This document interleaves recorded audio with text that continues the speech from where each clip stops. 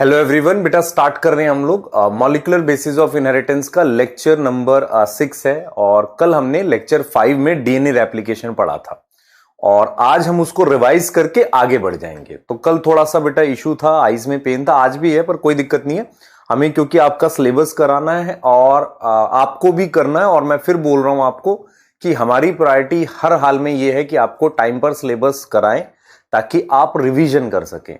उसके लिए जो भी एफर्ट होगा हम देंगे और प्लीज बने रहो, टूटो मत यार, क्योंकि मैं फिर बोल रहा हूं यही आखिरी के 15 दिन होते हैं जब सिलेबस खत्म हो रहा होता है, बच्चे टूट रहे होते हैं, बच्चे घबरा रहे होते हैं ना। ठीक है, ये चीज होती है और सिलेबस को मतलब कराना हमारी रिस्पॉन्सिबिलिटी है, करना आपकी भी रिस्पॉन्सिबिलिटी, और अच्छे से करना, एनसीईआरटी से करना। ऐसा नहीं कि आप उसको छोड़ के आगे बढ़ सकते हैं। क्लियर है? और मैं आपको एक चीज फिर बोलता हूं कि हमें काम करने की मोटिवेशन आप जैसे बच्चों से ही आती है। मैं फिर इस चीज को बताता हूं कि हमने जैसे मान लो कल मुझे जैसे पेन हो रहा था आईज में, तो मैंने अपने एक स्टूडेंट को मैसेज किया, वो तो गवर्नमेंट हॉस्पिटल में आई डिपार्टमेंट का हेड है वो कहीं पर, तो उसने बताया कि सर ये डाल लीजिए ठीक हो जाएगा। तो रात भर में ठीक है, मतलब कंपैरेटिवली अब ठीक है।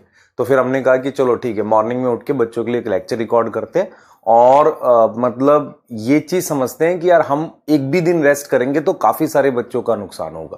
तो इस चीज के लिए मैं फिर बोल रहा हूं, हमारी मोटिवेशन आप बच्चे ही होते हैं। और इस चीज को याद रखो कि आपको कहीं ना कहीं आपका जो एफर्ट है वो ये सिर्फ आपके लिए नहीं है, आपसे जुड़े हुए बहुत सारे लोगों के लिए, आपके पेरेंट्स के लिए है, आपके खुद का ड्रीम है, आपके आसपास की सोसाइटी है जिसमें आप हो सकता आगे जाके कंट्रीब्यूट करें।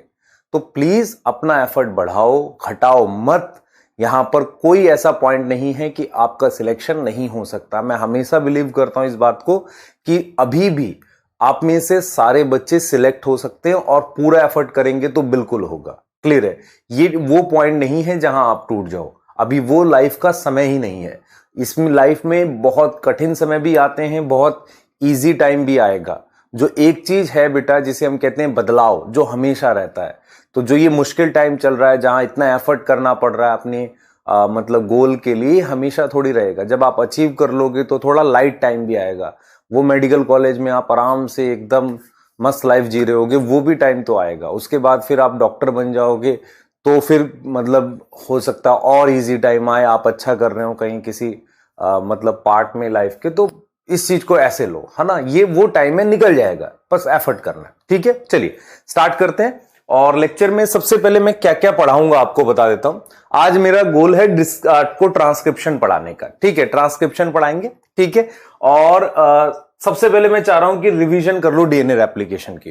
ठीक है, डीएनए रेप्लिकेशन रिवाइज कर ले फटाफट से। चलो करते हैं। सबसे पहले याद करो, अगर मैं आपसे कहूं डीएनए रेप्लिकेशन की लोकेशन क्या है, ये सारी चीजें रिवाइज करते हैं। जरा देखो इस डायग्राम को, देखो मेरी तरफ से। आपके पास ये एक सेल दे रखा है, सही है सर, सेल। ये मेरे पास न्यूक्लियस है। ठीक है, क्लियर है बेटा? तो हमारे पास ये एक सेल दे रखा है, आपके सामने सेल बना हुआ है, इसके साथ मेरे पास न्यूक्लियस बना हुआ है। मैं रिपीट कर रहा हूं, सेल के साथ न्यूक्लियस बना हुआ है। तो अगर मेरे पास ये न्यूक्लियस है,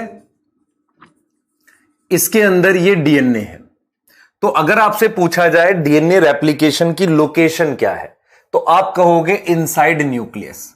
न्यूक्लियस के अंदर उसकी लोकेशन है डीएनए रेप्लिकेशन की। पर न्यूक्लियस तो बेटा हमारे पास प्रोकैरियोटिक सेल में होता ही नहीं है, तो कहां होगी? आपको समझ में आ रहा है? न्यूक्लियस किसके अंदर बेटा? हमारे पास यूकैरियोटिक सेल में। अगर हम न्यूक्लियस की बात कर रहे हैं तो हम बात कर रहे हैं किसके अंदर? यूकैरियोटिक सेल के अंदर। लिख दूं यहां पर यूकैरियोटिक सेल। और अगर आप प्रोकैरियोटिक सेल की बात करते हैं तो वहां पर मेरे पास किसमें होगा? प्रोकैरियोटिक सेल में किसमें होगा बेटा? हमारे पास साइटोप्लाज्म में होगा। कोई डाउट है यहां पर? पहला पॉइंट आपके दिमाग में बैठना चाहिए। बैठ जाएगा पहला पॉइंट डीएनए रेप्लिकेशन को लेके? हां सर बैठ सकता है। दूसरा, अगर मैं आपसे पूछूं इसके अलावा भी कहीं डीएनए रेप्लिकेशन करते हो? बेटा जब तक सोचोगे नहीं दिमाग में बैठेगा नहीं, आपको सोचना पड़ेगा। सर और कहां कर सकते हैं? सेल में ही करेंगे। सेल आपने दोनों बता दिए, प्रोकैरियोटिक और यूकैरियोटिक सेल।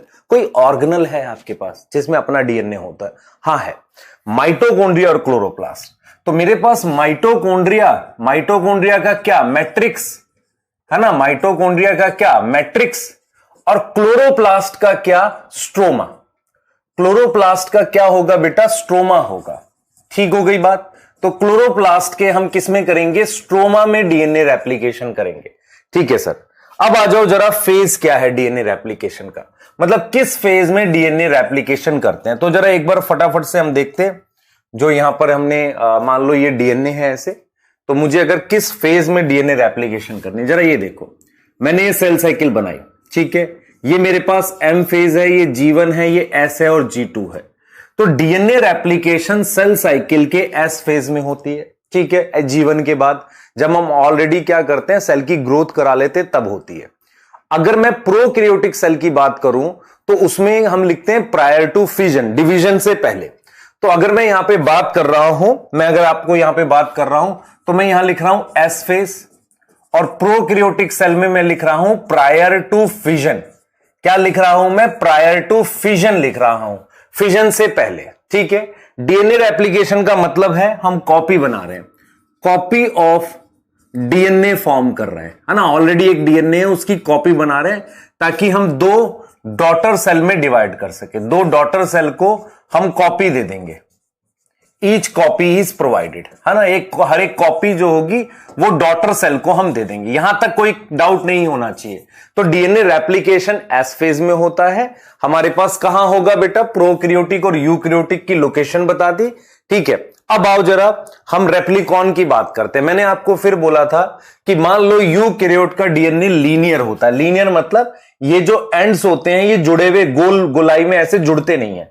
तो जो यूकैरियोट का डीएनए होता है या प्रोकैरियोट का डीएनए भी है, उसमें होता क्या है, ये पूरे डीएनए में रेप्लिकेशन एक साथ स्टार्ट नहीं होती। पूरे के पूरे डीएनए में रेप्लिकेशन एक साथ स्टार्ट नहीं होती। आप समझो। तो हम कैसे काम करते हैं बेटा, हम कैसे काम करते हैं, हम कहते हैं कि डीएनए रेप्लिकेशन इतने बड़े बड़े सेगमेंट्स में होती है, इसे हम रेप्लिकॉन कहते हैं।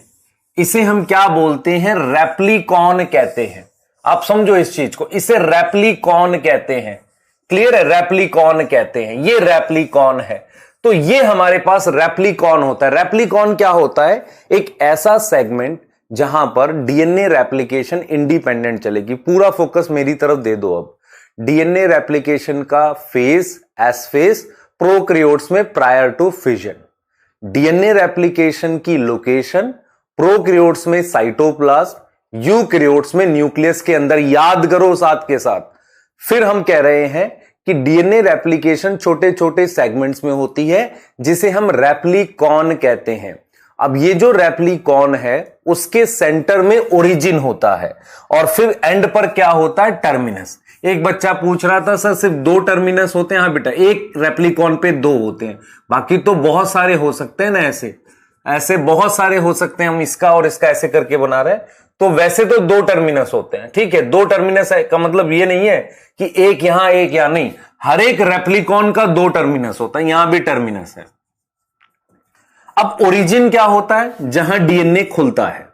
तो ओरिजिन पे डीएनए खुलेगा। सबसे पहले दिस इज रेप्लिकॉन, ये रेप्लिकॉन है, इस पर एक ओरिजिन है और 2 टर्मिनस है। इस पर एक ओरिजिन है और 2 टर्मिनस है। डीएनए यहां ओरिजिन पे से खुलता है। कौन से बॉन्ड टूटते हैं, हाइड्रोजन बॉन्ड टूटते हैं। क्या आपको क्लियर हो गया। तो रेप्लिकॉन क्या हो गया, एक ऐसा सेगमेंट है या पार्ट है डीएनए का जिसपे क्या होगी, independent event of DNA replication. सही है sir, independent event of DNA replication होगी। इसमें कोई डाउट है, सोचो, दिमाग लगाओ, मेरे कहने से दिमाग लगाओ। ओरिजिन क्या होता है, जहां पर डीएनए ओपन होता है, जहां डीएनए खुलता है, उसको हम ओरिजिन कहते हैं। ठीक है, डीएनए खुलने का मतलब, ओपन होने का मतलब एच बॉन्ड ब्रेक करते हैं। एच बॉन्ड क्या होते हैं, ब्रेक करते हैं। टर्मिनस क्या होता है, जहां पर डीएनए रेप्लिकेशन स्टॉप होती है। जहां पर डीएनए रेप्लिकेशन स्टॉप होगी, रुक जाएगी, और यहां पर स्टार्ट होती है। बेटा ओरिजिन पे क्या होती है, स्टार्ट होती है। रेप्लिकेशन फॉर्क क्या होता है, मैंने आपको क्या समझाया, इधर देखो। मेरे पास जैसे ये ओरिजिन पे खुल गया, तो मेरे पास ये जो हिस्सा एक बन गया, इसमें अपना अलग रेप्लिकेशन चलेगी, इसमें अलग चलेगी। तो ये जो पार्ट है जहां पर ये डीएनए इतने पार्ट पे खुला हुआ है, ये वाला, दिस वन, ये जो पार्ट है मेरे पास, इसको रेप्लिकेशन फॉर्क कह रहे हैं। तो अगर मैं आपसे कहूं व्हाट इज रेप्लिकेशन फॉर्क, तो ये मेरे पास डीएनए है, ऐसे इतना हिस्सा ये खुला हुआ है, ये वाला, दिस इज रेप्लिकेशन फॉर्क। तो यहां अगर मैं 5 लिखता हूं तो यहां 3 है। तो हम क्या करते हैं, एक रेप्लिकॉन में 2 रेप्लिकेशन फॉर्क होती है, तो एक में एक डीएनए पॉलीमरेज इधर अपना मस्त बना रहा है, दूसरे में दूसरा बना रहा है। पर आपने क्या पढ़ा है, एक रेप्लिकॉन के सेंटर में ओरिजिन होता है जिससे डीएनए रेप्लिकेशन दोनों डायरेक्शन में चलती है, जिसे हम बाय डायरेक्शनल डीएनए रेप्लिकेशन कहते हैं। यहां तक कोई डाउट नहीं होना चाहिए, ठीक है। एक रेप्लिकॉन में 2 रेप्लिकेशन फॉर्क होती है, ओरिजिन एक होता है। ओरिजिन क्या है, जहां से डीएनए खुलकर डीएनए रेप्लिकेशन शुरू होती है। ओरिजिन जो होगा बेटा, वहां पर डीएनए के बीच में हाइड्रोजन बॉन्ड टूटते हैं। अगर आपको ये बातें क्लियर हो गई हैं और ये डायग्राम समझ में आ गया है तो हम आगे जा सकते हैं और प्रोसेस पे बात कर सकते हैं। तो मेरे पास एक एंजाइम है जिसका नाम हेलिकेज है। हेलिकेज वर्ड का मतलब है जो डीएनए हेलिक्स को तोड़ रहा है, खोल रहा है। अगर मैं आपसे पूछूं हेलिकेज क्या करता है, ओरिजिन पे जाकर डीएनए को ओपन करता है। डीएनए को ओपन ओरिजिन पे करेगा तो वहीं से रेप्लिकेशन स्टार्ट होगी। ऐसा नहीं है कि हेलिकेज कहीं से पे जाकर डीएनए को खोल सकता है, वो हमेशा ओरिजिन पे से खोलेगा। तो ओरिजिन पे कुछ ऐसा होता है जिसकी वजह से डीएनए आसानी से खुल जाएगा।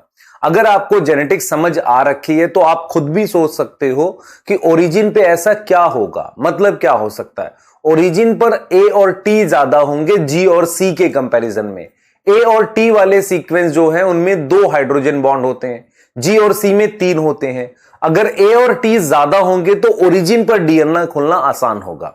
तो हेलिकेज क्या करता है, एक एंजाइम है जो ऊर्जा प्रदान करता है, ऊर्जा देता है, एनर्जी देता है किसको, उस पॉइंट पर जहां पर डीएनए खोलना है, और डीएनए को खोल देता है। खोलने का मतलब वो एच बॉन्ड तोड़ता है।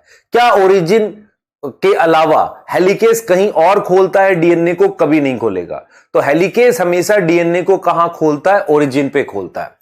एक बार डीएनए को हेलिकेज ने खोल दिया, देखो बेटा डीएनए को ओपन कर दिया। इस हेलिकेज का कई बार नाम हम क्या लिख देते हैं, अनवाइंडेज लिख देते हैं, क्योंकि ये डीएनए की अनवाइंडिंग कर रहा है। समझ में आ गई? अब इस हेलिकेज ने डीएनए को यहां ओपन कर दिया इस पॉइंट पर। अब क्या होगा, कुछ ऐसी प्रोटीन्स हैं जो डीएनए को खुला हुआ रखेंगी। मैं रिपीट कर रहा हूं, डीएनए जब खुला हुआ होता है बेटा तो वो उसका सेकेंडरी स्ट्रक्चर है। जब वो बंद है, खुलने के बाद उसका सेकेंडरी स्ट्रक्चर उस जगह से खराब हो गया, मतलब हाइड्रोजन बॉन्ड वहां टूट गए। Hydrogen bond is nothing but electrostatic attraction होती है एक तरह की। क्या वो बॉन्ड दोबारा बन जाते हैं? हाँ, बन सकते हैं, और डीएनए दोबारा से ऐसे बंद हो जाएगा। मेरा पॉइंट ये है कि हेलिकेज ने डीएनए को खोला है ताकि प्रोसेस स्टार्ट हो सके, लेकिन हाइड्रोजन बॉन्ड तो दोबारा वापसी बनकर इस डीएनए को बंद कर सकते हैं पूरा का पूरा। तो डीएनए को खोलने का काम किसका है? हेलिकेज का। खुला हुआ रखने का काम किसका है? एसएसबी का। एसएसबी की फुल फॉर्म वैसे ही है, सिंगल स्ट्रैंड बाइंडिंग प्रोटीन। इसका मतलब क्या है कि जब तक हेलिकेज नहीं खोलेगा एसएसबी नहीं बाइंड करेगा, क्योंकि उसका नाम ही है सिंगल स्ट्रैंड बाइंडिंग प्रोटीन। तो एसएसबी क्या करता है, कीप डीएनए ओपन, ये डीएनए को खुला हुआ रखता है, इसमें कोई डाउट है? तो डीएनए को इसने खोला, इसने इसको ओपन रखा। अब हमारे पास टोपोआइसोमरेज आ जाता है, जो डीएनए की क्या करता है बेटा, आपको मैंने बताया है कि रस्सी को जब आप बीच में से खोलेंगे तो अपोजिट साइड में उलझ जाएगी। उस उलझे हुए को सुलझाने का काम टोपोआइसोमरेज का है। वो कैसे काम करता है ये हमारे सिलेबस में नहीं है, हमारे सिलेबस में तो नाम भी नहीं है इसका। तो टोपोआइसोमरेज क्या करता है, नेगेटिव सुपर कॉइलिंग डिक्रीज करता है। ठीक है, होता क्या है कि टोपोआइसोमरेज क्या करेगा, नेगेटिव सुपर कॉइलिंग डिक्रीज करेगा, मतलब वो जो डीएनए उलझ गया है उसको सुलझा देगा। यहां तक कोई डाउट है क्या?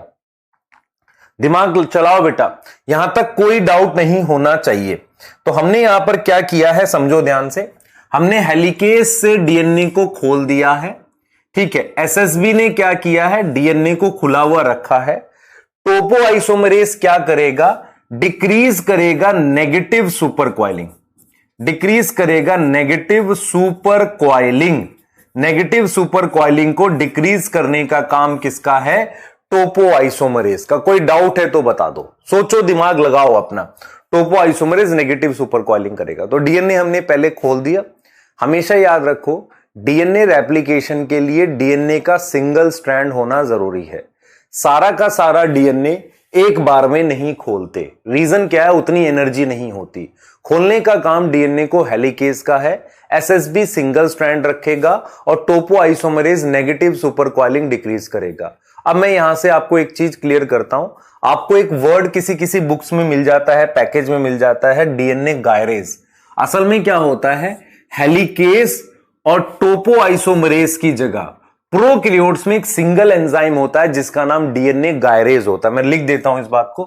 डीएनए गायरेज ये कहां मिलता है? प्रोकैरियोट्स में। ये किस में मिलता है? प्रोकैरियोट्स मतलब बैक्टीरिया में मिलता है। हां सर ठीक है। ये क्या होता है? किसके प्लेस में होता है? इन प्लेस ऑफ हेलिकेज और टोपो आइसोमरेज। तो हेलिकेज और टोपो आइसोमरेज जो मिलके काम करते हैं, ये अकेला कर पाता है। ठीक है। क्या सर हमें याद करना है? बेटा मैं तेरे को फिर रिपीट कर रहा हूं, मैं प्रोसेस समझा रहा हूं। एंजाइम याद कर लो ठीक है, पर बहुत डिटेल आएगी नहीं। आपको प्रोसेस समझ आना चाहिए, मेन वो है। अब यहां पर मेरे पास ये डीएनए बन गया। अब मैं यहां पर रेप्लिकेशन स्टार्ट करूंगा। सुनना ध्यान से। मैंने आपको एक चीज पढ़ाई थी कि हम डीएनए रेप्लिकेशन का प्रोसेस देख रहे हैं, लेकिन आपको क्या पॉइंट्स याद रखने हैं। पहला, मैंने आपको कहा था कि डीएनए रेप्लिकेशन कौन करेगा। देखो इधर बेटा, डीएनए रेप्लिकेशन का मतलब है कि मेरे पास डीएनए जो है, ध्यान देंगे, डीएनए रेप्लिकेशन का मतलब है डीएनए की कॉपी बनाना। वो कौन बनाएगा? डीएनए पॉलीमरेज बनाएगा। अब डीएनए पॉलीमरेज जो है वो एक तरीके से डीएनए की कॉपी बना रहा है। अब वो किसको टेम्पलेट यूज कर रहा है? बताओ जरा। टेम्पलेट का मतलब किसके कॉम्प्लीमेंट्री बना रहा है? तो टेम्पलेट डीएनए यूज कर रहा है। क्योंकि अगर आप ध्यान से देखेंगे भाई, इसी डीएनए की तो कॉपी बना रहे हैं, तो टेम्पलेट कौन है बेटा हमारे पास? टेम्पलेट डीएनए है। तो इसका पूरा नाम होगा डीएनए डिपेंडेंट डीएनए पॉलीमरेज। हम यहां पर डिपेंडेंट शब्द क्यों लिखते हैं? क्योंकि टेम्पलेट जो है वो डीएनए है। तो डीएनए डिपेंडेंट डीएनए पॉलीमरेज इस डीएनए पॉलीमरेज का पूरा नाम है। एक और इंफॉर्मेशन आपके लिए बहुत इंपॉर्टेंट, अगर आप डीएनए से डीएनए बनाते हैं, ध्यान दें ये डीएनए है, तो आप इस डीएनए से अगर डीएनए बनाना चाह रहे हैं तो इस डीएनए को एज अ टेम्पलेट यूज करेंगे, इसका कॉम्प्लीमेंट्री डीएनए बनाएंगे। कॉम्प्लीमेंट्री डीएनए बनाने के लिए आप टेम्पलेट इस डीएनए को यूज करते हैं, तो एंजाइम का नाम तो डीएनए पॉलीमरेज है, वो टेम्पलेट क्या यूज कर रहा है? डीएनए। तो पूरा नाम आ जाएगा डीएनए डिपेंडेंट डीएनए पॉलीमरेज। क्या आपको मेरी बात समझ में आई? सोचो। तो डीएनए पॉलीमरेज का एक और नाम है डीएनए डिपेंडेंट डीएनए पॉलीमरेज। मैंने आपको यह समझाया था कि यह एक एंजाइम है जिसकी अपनी दो जरूरतें हैं, दो रिक्वायरमेंट है, दो कंडीशन है। ये दो रिक्वायरमेंट क्या है पहले समझो। जैसे मान लो पहली रिक्वायरमेंट क्या है कि जैसे ये चेन है मेरे पास कोई डीएनए की, कोई एक सिंगल स्ट्रैंड डीएनए है, इसकी चेन है, यहां 5' एंड है, यहां 3' एंड है। अगर नया न्यूक्लियोटाइड 3' एंड पर आएगा तो ये चेन इधर बढ़ रही है, 5 से 3 की तरफ बढ़ रही है। अगर नया न्यूक्लियोटाइड यहां आकर लगे तो ये चेन इधर बढ़ रही है। तो इसे हम क्या बोलते हैं कि इट पॉलीमराइज, ध्यान दो बेटा, it polymerise in 5' to 3' direction. It polymerise in 5' to 3' direction. ये 5 से 3 की डायरेक्शन में पॉलीमराइज करेगा। तो 5 से 3 की डायरेक्शन में पॉलीमराइज करेगा। इसको हमने क्या नाम दे दिया? डीएनए पॉलीमरेज का नाम दे दिया, जो 5 से 3 की डायरेक्शन में पॉलीमराइज करेगा। आप समझ रहे हैं ध्यान से? पॉलीमराइज करेगा 5 से 3। क्लियर है? तो ये पहली रिक्वायरमेंट हो गई। दूसरी रिक्वायरमेंट क्या हो गई समझो। दूसरी रिक्वायरमेंट होगी इट रिक्वायर प्राइमर। प्राइमर क्या होता है? आरएनए का बना हुआ पीस होता है, उसके बिना ये प्रोसेस स्टार्ट नहीं करेगा।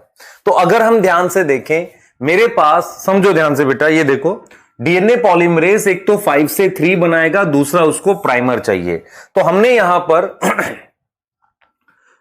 पर एक छोटा सा पीस ऐसे प्राइमर का बना दिया। अब देखो मेरी बात समझे, डीएनए रेप्लिकेशन 5 से 3 की डायरेक्शन में चलता है, तो प्राइमर हमेशा 5 से 3 ही बनाओगे, क्योंकि उसी डायरेक्शन में आपको रेप्लिकेशन करानी है। तो मैंने इस वाले स्ट्रैंड पर ये जो है, यहां तो 5 से 3 ये बना दिया। मैं अगली स्लाइड ले लेता हूं थोड़ा सा बड़ा लिखने के लिए, ताकि आपको दिख जाए। अब इसको समझा के फाइनली फिनिश भी करेंगे आपके लिए। देखिए मैंने ये डीएनए बना रखा है इस तरीके से, यहां पर पहले सारी चीजें समझोगे तो आपको आसानी रहेगी। मेरे पास ये बेटा यहां पर 5' है, ये 3' है, ठीक है। मैंने आपको ये समझाया कि हमारे पास प्राइमर जो हम बनाएंगे वो आरएनए का बनाएंगे, तो प्राइमर भी हम 5 से 3 बनाएंगे क्योंकि इसके 3' एंड को डीएनए पॉलीमरेज ऐसे आगे बढ़ाकर डीएनए बनाता है, ठीक है। यहां तक समझ में आ गई। अब देखो जरा, यहां 5 है तो प्राइमर मुझे यहां से यहां बनाना पड़ेगा। आपको समझ में आ रहा है, प्राइमर मैंने यहां से यहां बनाया है, इधर देखो प्राइमर मैंने यहां से यहां बनाया है, तो यहां भी प्राइमर मुझे यहां से यहां बनाना पड़ेगा। क्लियर है कि नहीं, समझो इस बात को। तो ये प्राइमर मैंने यहां से ऐसे बनाया क्योंकि मैं इधर प्राइमर नहीं बना सकता। अगर मैं प्राइमर यहां बनाऊंगा तो 5 के सामने 5 आ जाएगा, ऐसा नहीं होता क्योंकि स्ट्रैंड हमेशा एंटी पैरेलल होते हैं। तो मैंने ये प्राइमर बना दिया। प्राइमर इसलिए बनाते हैं क्योंकि डीएनए पॉलीमरेज खुद से 0 से स्टार्ट नहीं कर सकता। तो ये प्राइमर किसका है? ये प्राइमर आरएनए का है। अब मैं आपसे ये पूछ रहा हूं कि प्राइमर आरएनए का है तो आरएनए का पीस कौन बनाएगा? एक आरएनए पॉलीमरेज बनाएगा। तो प्राइमर बनाने वाले एंजाइम का नाम प्राइमेज है। क्या नाम है? Primase.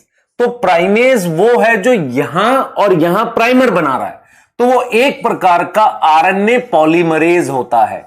It is a RNA polymerase जो आरएनए बनाता है। सही है सर। अब हम क्या करते हैं, इसी 3' एंड को आगे बढ़ाते हुए ऐसे डीएनए बनाते चले जाते हैं। ये डीएनए बनाने का काम किसका है बेटा? ये डीएनए बनाने का काम हमारे इस एंजाइम डीएनए पॉलीमरेज का है। कोई डाउट है क्या इस बात को लेकर? डीएनए पॉलीमरेज का है जो इस 3' एंड को आगे ऐसे बढ़ाता चला जा रहा है। अगर आप सेम चीज यहां देखें, इस 3' को ऐसे आगे बढ़ाता हुआ डीएनए पॉलीमरेज यहां ला देगा, ठीक है। अब हमने कहा है कि ये डीएनए सिर्फ इतना खुला था, पर मुझे रेप्लिकेशन आगे करनी है, तो मेरे पास डीएनए फिर खुल जाएगा और ऐसे खुलता चला जाएगा। तो डीएनए मान लो इतना बड़ा था, कई बार खुला, तो मेरे पास मान लो ये 3' है और ये 5' है।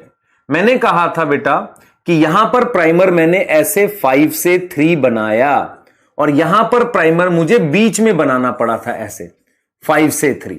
तो मैंने क्या किया, यहां पर ऐसे डीएनए बना दिया आगे तक, ये बन गया डीएनए। ये देखो 3' एंड आ गया डीएनए का। भाई डीएनए 5 से 3 की डायरेक्शन में डीएनए बना रहे ना, ये डीएनए है और ये आपके पास आरएनए का प्राइमर है। ये क्लियर है बेटा? आप खुद देखो।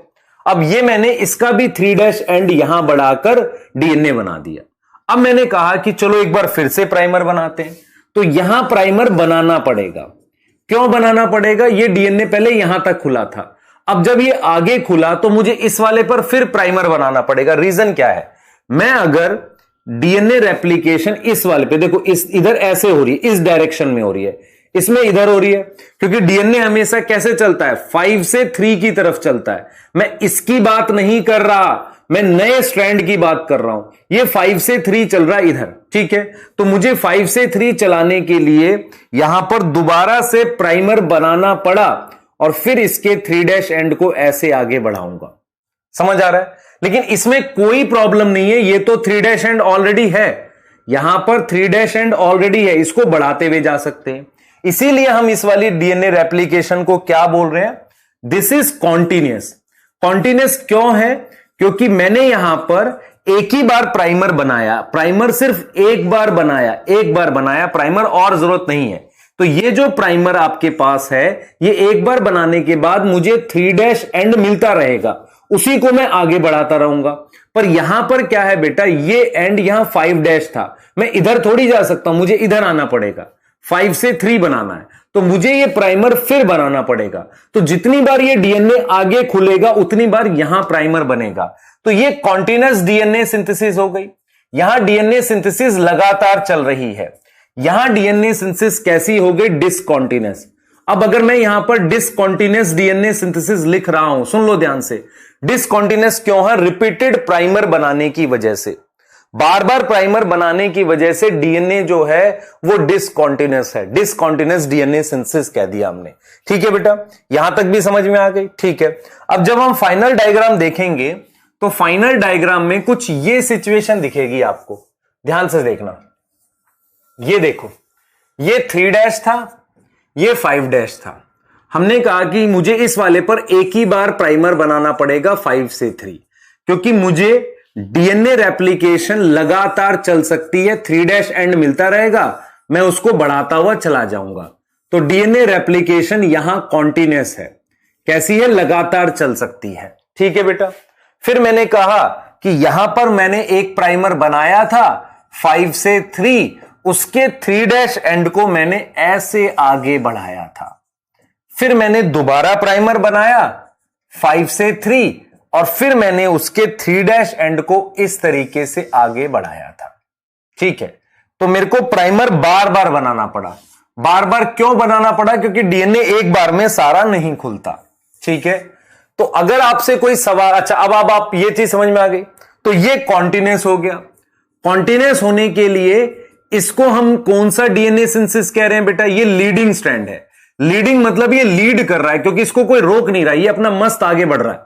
लेकिन ये बार बार प्राइमर बनाने से, रिपीटेड प्राइमर सिंथेसिस से ये स्लो हो जाता है, ये थोड़ा स्लो हो जाएगा। तो रिपीटेड प्राइमर सिंथेसिस कर रहे हैं, इस वजह से इसको लैगिंग स्ट्रैंड कह रहे हैं। इसको हम क्या बोल रहे हैं? Lagging strand. आ रहा है समझ? इसको हम लैगिंग स्ट्रैंड कह रहे हैं। तो यहां पर हमारे पास रिपीटेड प्राइमर सिंथेसिस कर रहे हैं, इनको हम लैगिंग स्ट्रैंड बोल रहे हैं। कौन सा स्ट्रैंड बोल रहे हैं? लैगिंग।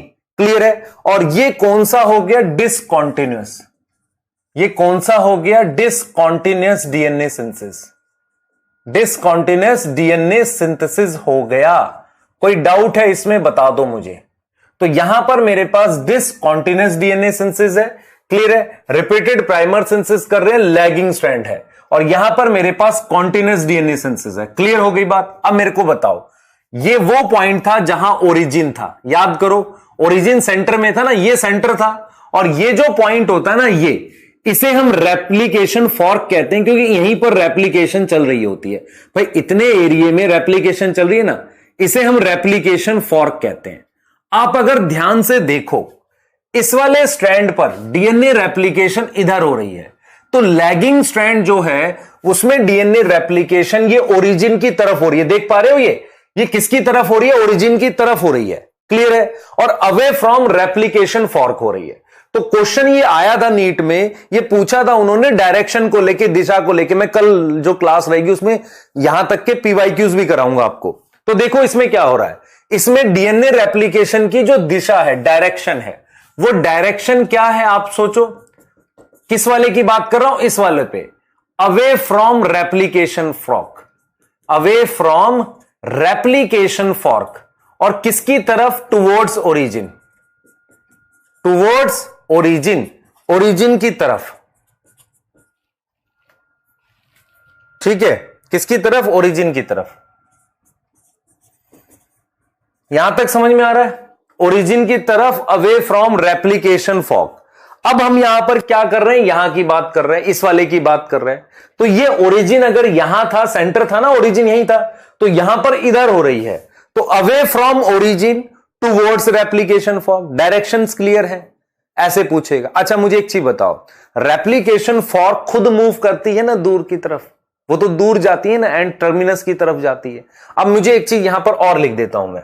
अब अगर फाइनल में देखें आप, क्या होगा? इधर देखो, फाइनली क्या होगा? आप ये प्राइमर हटा देते हैं। देखो प्राइमर, बेटा आप में से बहुत सारे बच्चे पूछ रहे थे कि सर प्राइमर हटाना ही क्यों है?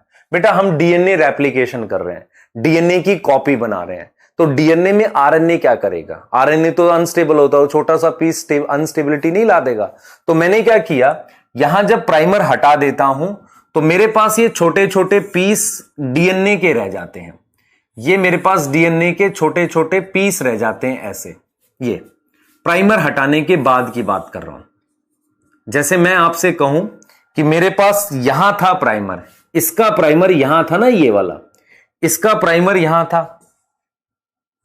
आप समझ पा रहे हो मैं क्या कर रहा हूं? ये चीज, ये देखो, ये 3' है, ये 5' है। तो इसका प्राइमर जो था मेरे पास यहां था और इसका प्राइमर यहां था। ये चीज समझ में आ रही? ये प्राइमर था।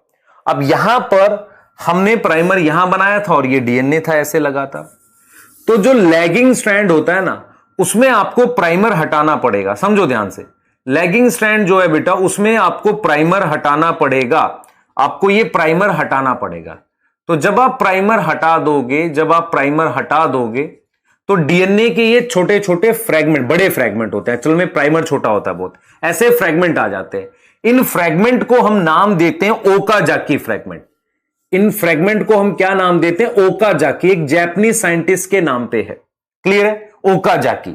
और यहां से मैं ऐसे आगे बढ़ता हूं, आपको समझ में आ रहा है? इस तरीके से मैं आगे बढ़ता हूं। तो ओकाजाकी फ्रैगमेंट्स डीएनए के फ्रैगमेंट होते हैं। ये रहा ओकाजाकी, दिस इज ओकाजाकी। तो ओकाजाकी यहां नहीं बनेगा, इसमें ओकाजाकी नहीं बनेगा। कौन से वाले में? लीडिंग में नहीं बनेगा। ओकाजाकी कहां बनेगा? लैगिंग में। अब ये जो गैप है, मेरी बात समझना ध्यान से, एक चीज समझो, ये 5' है, ये 3' है। इस वाले डीएनए का ध्यान दें बेटा, इस वाले डीएनए स्ट्रैंड का, इस वाले का प्राइमर यहां था, ऐसा था ना प्राइमर, ठीक है। मैंने क्या किया, वो प्राइमर हटा दिया। जो इससे पीछे वाला बाद में बना है स्ट्रैंड, उसके डीएनए को आगे बढ़ाता चला गया ऐसे, देखो, उसके डीएनए को ऐसे आगे बढ़ाता चला गया डीएनए पॉलीमरेज से। भाई डीएनए पॉलीमरेज की क्या प्रॉपर्टी होती है? वो 5 से 3 बनाएगा ना, वो 5 से 3 बनाएगा। मेरी बात सुनो, इस वाले को बनाने के लिए, इस वाले स्ट्रैंड को बनाने के लिए यहां प्राइमर था, इस वाले को बनाने के लिए प्राइमर यहां था। इतनी बात में कोई डाउट है? नहीं सर, ये समझ में आ गई। इसको बनाने के लिए यहां प्राइमर था। मैं ये कह रहा हूं कि हम क्या करेंगे, यहां से जब प्राइमर हटा देंगे, मान लो यहां प्राइमर था पहले, यहां जो प्राइमर था उसको मैंने हटा दिया, तो मैं इसके 3' एंड को आगे बढ़ाता चला जाऊंगा। किसके 3' एंड को? ये वाले। जब मैं इसको आगे बढ़ा दूंगा तो लास्ट तक ले आऊंगा, ऐसे लास्ट तक ले आऊंगा, ऐसे मैं इसको बढ़ाता हुआ चला जाऊंगा। तो मेरा पॉइंट यह है कि मैंने जो प्राइमर हटाया है, वो प्राइमर किस वाले स्ट्रैंड का हटाया? इसका हटाया है, इसका यहां था, और इसके इस एंड को आगे बढ़ाता हुआ चला गया, ऐसे। समझ में आ रहा है? और वो कौन करेगा? DNA polymerase. तो ये जो गैप है ना, ध्यान से देखो बेटा, ये जो इस ओकाजाकी और इस ओकाजाकी के बीच का ये गैप है, ये कौन भरेगा? ये डीएनए पॉलीमरेज ही भरेगा। और उस गैप को सील कौन करेगा? उस गैप को ऐसे सील करना पड़ेगा। वो सीलिंग कौन करेगा? लाइगेज। लाइगेज क्या होता है? सुनो ध्यान से, ये इतना बड़ा गैप है, तो ये देखो, ये 5 है, ये 3 है, और फिर ऐसे ये 5 और 3 है। तो इसके 3' एंड को, यहां ये 5 है, हम ऐसे आगे बढ़ाते हुए यहां तक ले आए, लेकिन अभी फॉस्फोडाइस्टर बॉन्ड बनाया नहीं है। तो जो दो चेन के बीच का फॉस्फोडाइस्टर बॉन्ड है, वो डीएनए लाइगेज बनाएगा। फॉस्फोडाइस्टर बॉन्ड का मतलब ये हुआ, देखो मैंने क्या किया, ध्यान देना बेटा, ये बहुत इंपॉर्टेंट है।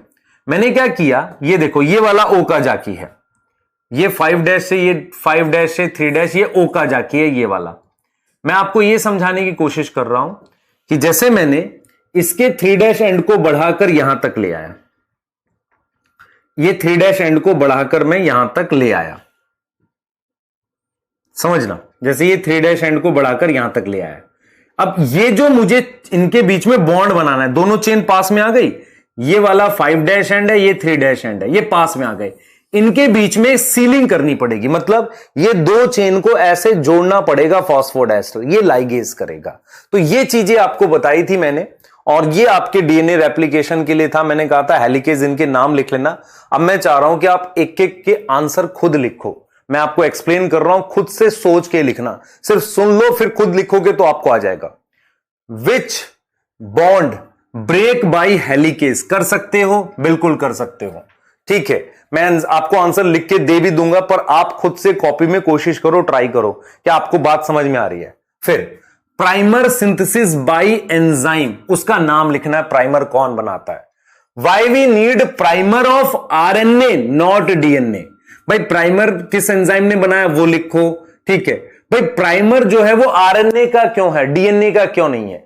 क्योंकि ऐसा कोई डीएनए पॉलीमरेज, देखो प्राइमर क्या है, वो 0 से स्टार्ट हो रहा है, तो ऐसा कोई डीएनए पॉलीमरेज नहीं होगा जो 0 से स्टार्ट कर सके। तो why we need primer of RNA not of DNA? क्योंकि अगर आप डीएनए का बनाओगे तो डीएनए के प्राइमर के लिए डीएनए पॉलीमरेज चाहिए, और डीएनए पॉलीमरेज का मतलब क्या हो गया कि आपको 0 से स्टार्ट करना पड़ेगा। ऐसा कोई डीएनए पॉलीमरेज होता ही नहीं है जो एकदम स्टार्टिंग से स्टार्ट कर सके। हर एक डीएनए पॉलीमरेज को छोटा पीस चाहिए, इसका मतलब यह हो गया कि प्राइमर हमेशा आरएनए का होगा। Why we need to remove primer? क्योंकि डीएनए में आरएनए का कोई काम नहीं है, शुरुआत में मदद लेने के लिए चाहिए था। जैसे हम क्या करते हैं बेटा, आपको मैं बताता हूं।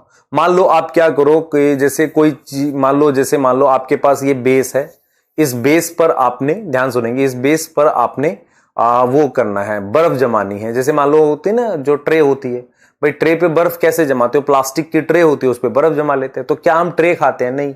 ऐसे ही भाई प्राइमर की मदद से आप डीएनए बना रहे हो, पर प्राइमर का एज सच कोई काम नहीं है। या कभी आप देखेंगे बिल्डिंग बनती है तो बिल्डिंग में क्या नीचे सपोर्ट दे देते हैं, ऊपर वो कंक्रीट डाल देते हैं, बाद में वो सपोर्ट हटा लेते हैं ना। ऐसा ही कुछ काम क्या कर रहा है? प्राइमर कर रहा है। शुरुआत में मदद कर रहा है, बाद में हटा दो उसे, ठीक है। उसके बाद क्या है? Why on both strand DNA replication occur in different direction. देखो, एक में इधर हो रही थी, दूसरे में इधर हो रही थी। क्यों हो रही थी? क्योंकि डीएनए पॉलीमरेज 5 से 3 बनाता है। आप समझ रहे हो? इन क्वेश्चंस के आंसर सोचो। अगर डीएनए पॉलीमरेज 5 से 3 बनाता है, इसलिए डायरेक्शन अलग है। Why we need to primer synthesise primer repeatedly? हमें प्राइमर बार बार क्यों बनाने? सारे कॉन्सेप्चुअल क्वेश्चन बनाएगा डीएनए रेप्लिकेशन का। हमें प्राइमर बार बार बनाना क्यों पड़ रहा है? सोचो ध्यान से। Why we need to synthesize primer repeatedly? मुझे बार बार क्यों बनाना पड़ रहा है? क्योंकि डीएनए एक बार में खुल नहीं रहा। आ रही है बात समझ में? अच्छा, what is the dual role of dNTP? DNTP क्या है बेटा? वो सबस्ट्रेट है जो डीएनए पॉलीमरेज यूज करेगा। डीएनटीपी वो होते हैं सबस्ट्रेट जिन्हें डीएनए पॉलीमरेज यूज करता है। एक बच्चे का सवाल था, सर एटीपी एनर्जी क्यों देता है, इनको भी यूज कर ले। बेटा देख, हमारे सेल में एनर्जी करेंसी एटीपी है।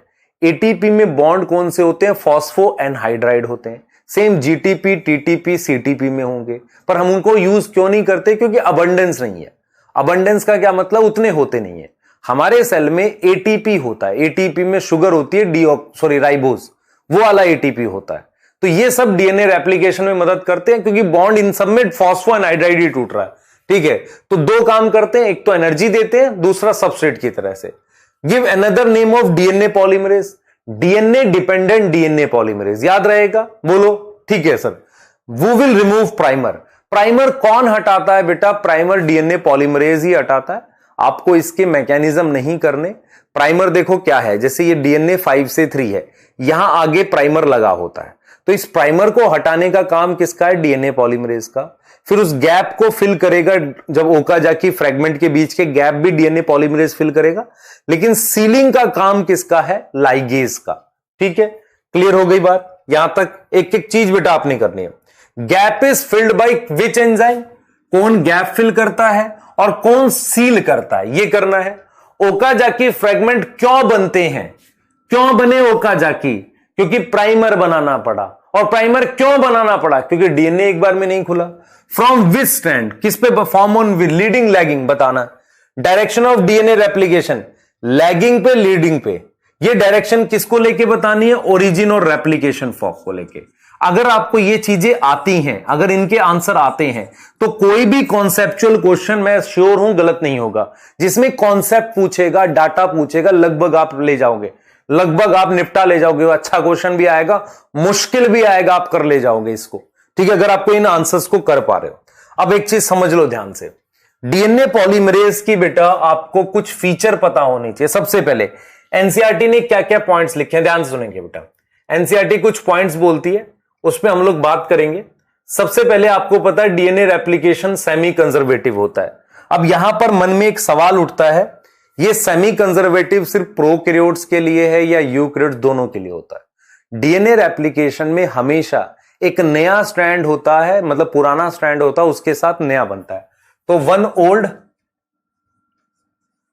स्ट्रैंड, वन न्यू, एक नया एक पुराना, तो इसको हम कहते हैं सेमी कंजर्वेटिव। कोई डाउट है? बता दो जल्दी से। नहीं सर। अब ये सेमी कंजर्वेटिव किस में होगा? यूकैरियोट्स में भी होता है, प्रोकैरियोट्स में भी होता है। ऐसा नहीं है कि यूकैरियोट्स और प्रोकैरियोट्स में से किसी एक में होता है। बच्चों को कंफ्यूजन रहती है, सर हो सकता है प्रोकैरियोट्स में ना होता हो। सेमी डिसकंटिन्यूअस कर सकते हो, पर नहीं करो, अच्छा रहेगा। आपसे ये नहीं पूछेगा। आ जाओ, अब एक चीज आपको समझनी पड़ेगी। स्पीड की बात करें, लोकेशन हमने कर ली। डीएनए रेप्लिकेशन की लोकेशन हम कर चुके हैं। न्यूक्लियस यूकैरियोट में और प्रोकैरियोट में साइटोप्लाज्म। एनसीईआरटी एक बात बोलती है, उसको बहुत ध्यान से सुनना। एनसीईआरटी कहती है कि डीएनए रेप्लिकेशन की जो स्पीड है ना, वो बहुत फास्ट है। एनसीईआरटी ने कहा है, सबसे पहले तो ये समझो, एनसीईआरटी ने कहा है कि देख भाई, हमारे पास 4.6 इंटू 10 की पावर 6 बेस पेयर का डीएनए, इसको ई कोलाई 18 मिनट में डबल कर लेती है। 18 मिनट में क्या करती है, इसको डबल कर लेती है, मतलब कॉपी बना लेती है। तो एनसीईआरटी कहती है कि डीएनए पॉलीमरेज जो है वो बहुत फास्ट एंजाइम है, बल्कि बैक्टीरिया का यूकैरियोट से फास्ट होता है। वो इतना फास्ट एंजाइम है कि इतने सारे बेस पेयर की कॉपी वो मात्र 18 मिनट में बना देता है, जिसकी वजह से कुछ ऐसी स्पीड आती है, 2000 बेस पेयर पर सेकंड की स्पीड से वो बनाता है। मतलब 1 सेकंड में लगभग वो 2000 बेस पेयर बना रहा है, तब जाके वो 18 मिनट में इतनी कॉपी बना देता है। तो हम ये लिखेंगे कि डीएनए पॉलीमरेज बहुत फास्ट एंजाइम है। DNA polymerase is very fast. वो काफी ज्यादा फास्ट एंजाइम है बेटा, काफी ज्यादा फास्ट एंजाइम है। और आपको यह भी समझना पड़ेगा कि ई कोलाई का, बैक्टीरिया का ज्यादा फास्ट होता है प्रोकैरियोट का यूकैरियोट से। प्रोकैरियोट्स का DNA polymerase faster than eukaryotes, faster than eukaryotes. ये ध्यान रखें आप, यूकैरियोट से और ज्यादा फास्ट होता है, और इतना फास्ट होता है कि 2000 बेस पेयर कॉपी बनाता है 1 सेकंड में। और कितना दे रखा है, 18 मिनट में डीएनए डबल होता है, इसलिए 20 मिनट में सेल डिवाइड कर पाता है। कुछ की बुक्स में यहां 38 लिखा हुआ है, ठीक कर लेना बेटा, करेक्शंस आ गई हैं। 38 लिखा होगा, ठीक कर लेना, एनसीईआरटी पढ़ोगे सारा समझ आएगा। अब एक चीज एनसीईआरटी कहती है कि यार देखो, अगर मैं आपसे कहता हूं कि आप क्या करो, एक कॉपी है आपके पास, ध्यान से सुनना, मान लो आपके पास कोई बुक है या कोई कॉपी है, सुन लो ध्यान से। जैसे मान लो ये बुक है, आपको क्या करना है, इसकी फोटो कॉपी बनानी है, जैसा कि डीएनए पॉलीमरेज कर रहा है। उस फोटो कॉपी को बनाते वक्त, हम तो फोटो कॉपी प्रिंटिंग कर रहे हैं ना, लेकिन डीएनए पॉलीमरेज तो खुद से एक एक बेस जोड़ रहा है। मेरी बात समझ रहे हो? What is difference between photo copy और लिख कर करना? देखो डीएनए पॉलीमरेज कैसे बना रहा है, एक एक बेस जोड़ के नया बना रहा है ना, तो चांसेस हैं गलत जोड़ने के कि नहीं, आप खुद बताओ। मैं आपसे कहूं, एक तो मान लो इस बुक की फोटो कॉपी करनी है, एक क्या करना है आपको, इस बुक के सारे कंटेंट को हाथ से लिखना है जो डीएनए पॉलीमरेज कर रहा है। अब हाथ से लिखोगे तो कितना भी मतलब कोशिश करोगे, एरर तो आ ही जाएगा लिखने में। सेम कोशिश करोगे, कहीं ना कहीं गलती आएंगी। सेम चीज एनसीईआरटी कहती है कि डीएनए पॉलीमरेज इतना स्पेशल एंजाइम है, एक तो वो लिखता बहुत जल्दी जल्दी है, दूसरा वो क्या करता है, गलती नहीं करता जल्दी से, एक्यूरेट है। उसके बाद भी अगर गलती रह जाए, समझो पहले तो गलती ही नहीं करता। मान लो गलती कैसे नहीं करता, कहीं जाके मान लो 100 पेज के बाद कोई एक मिस्टेक कर रहा है, लेकिन पहले तो गलती ही नहीं करता। अगर गलती करता है उसमें भी सुधार कर लिया जाता है।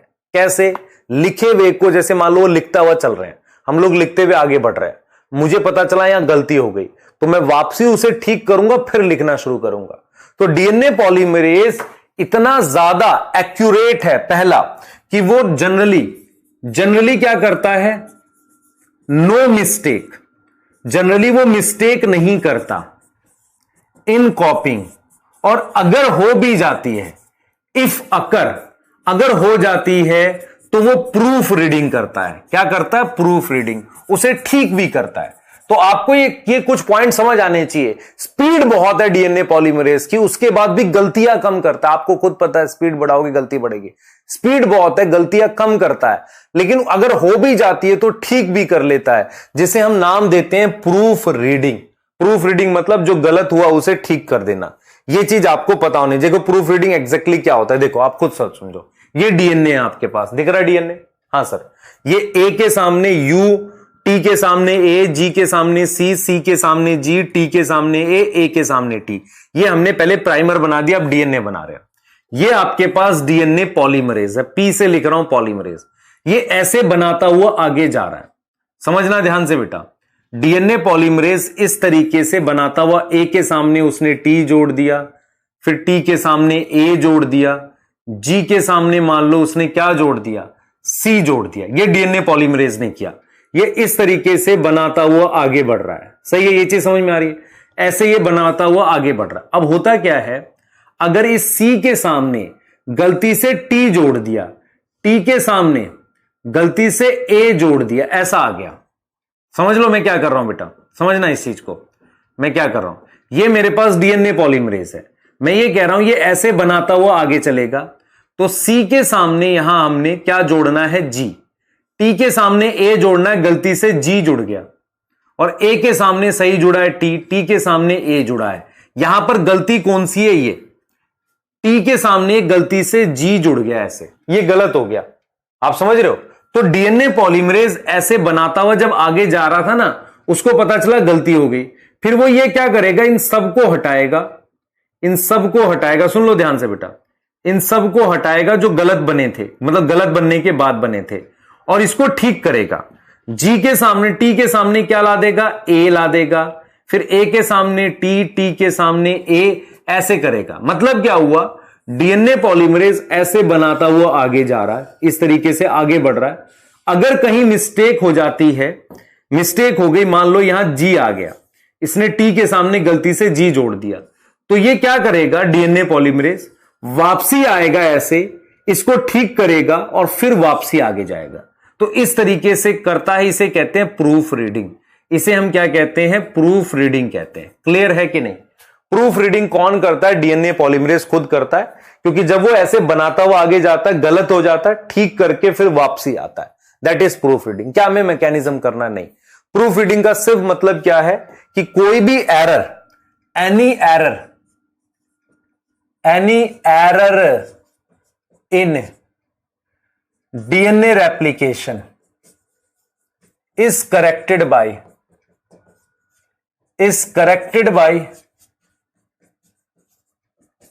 DNA polymerase.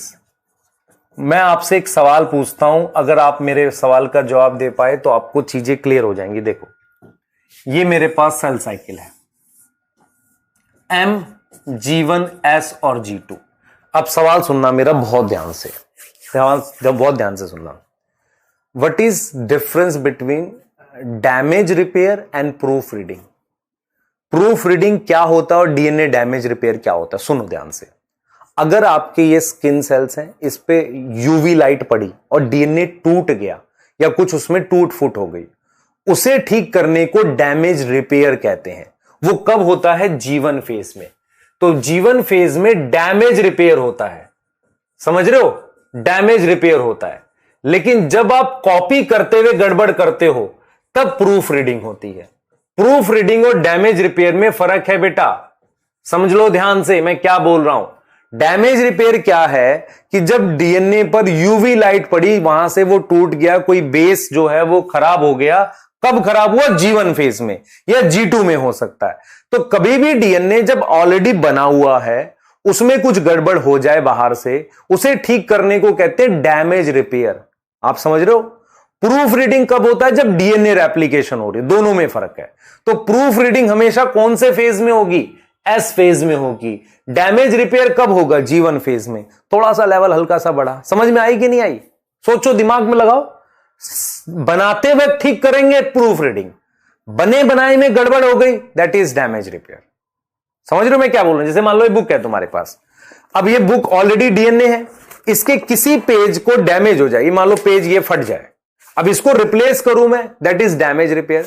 अब मैं इसकी फोटो कॉपी कर रहा हूं, जो मैं लिख रहा हूं, एक और डीएनए बना रहा हूं, उसमें गड़बड़ हो, वहां ठीक करोगे, दैट इज प्रूफ रीडिंग।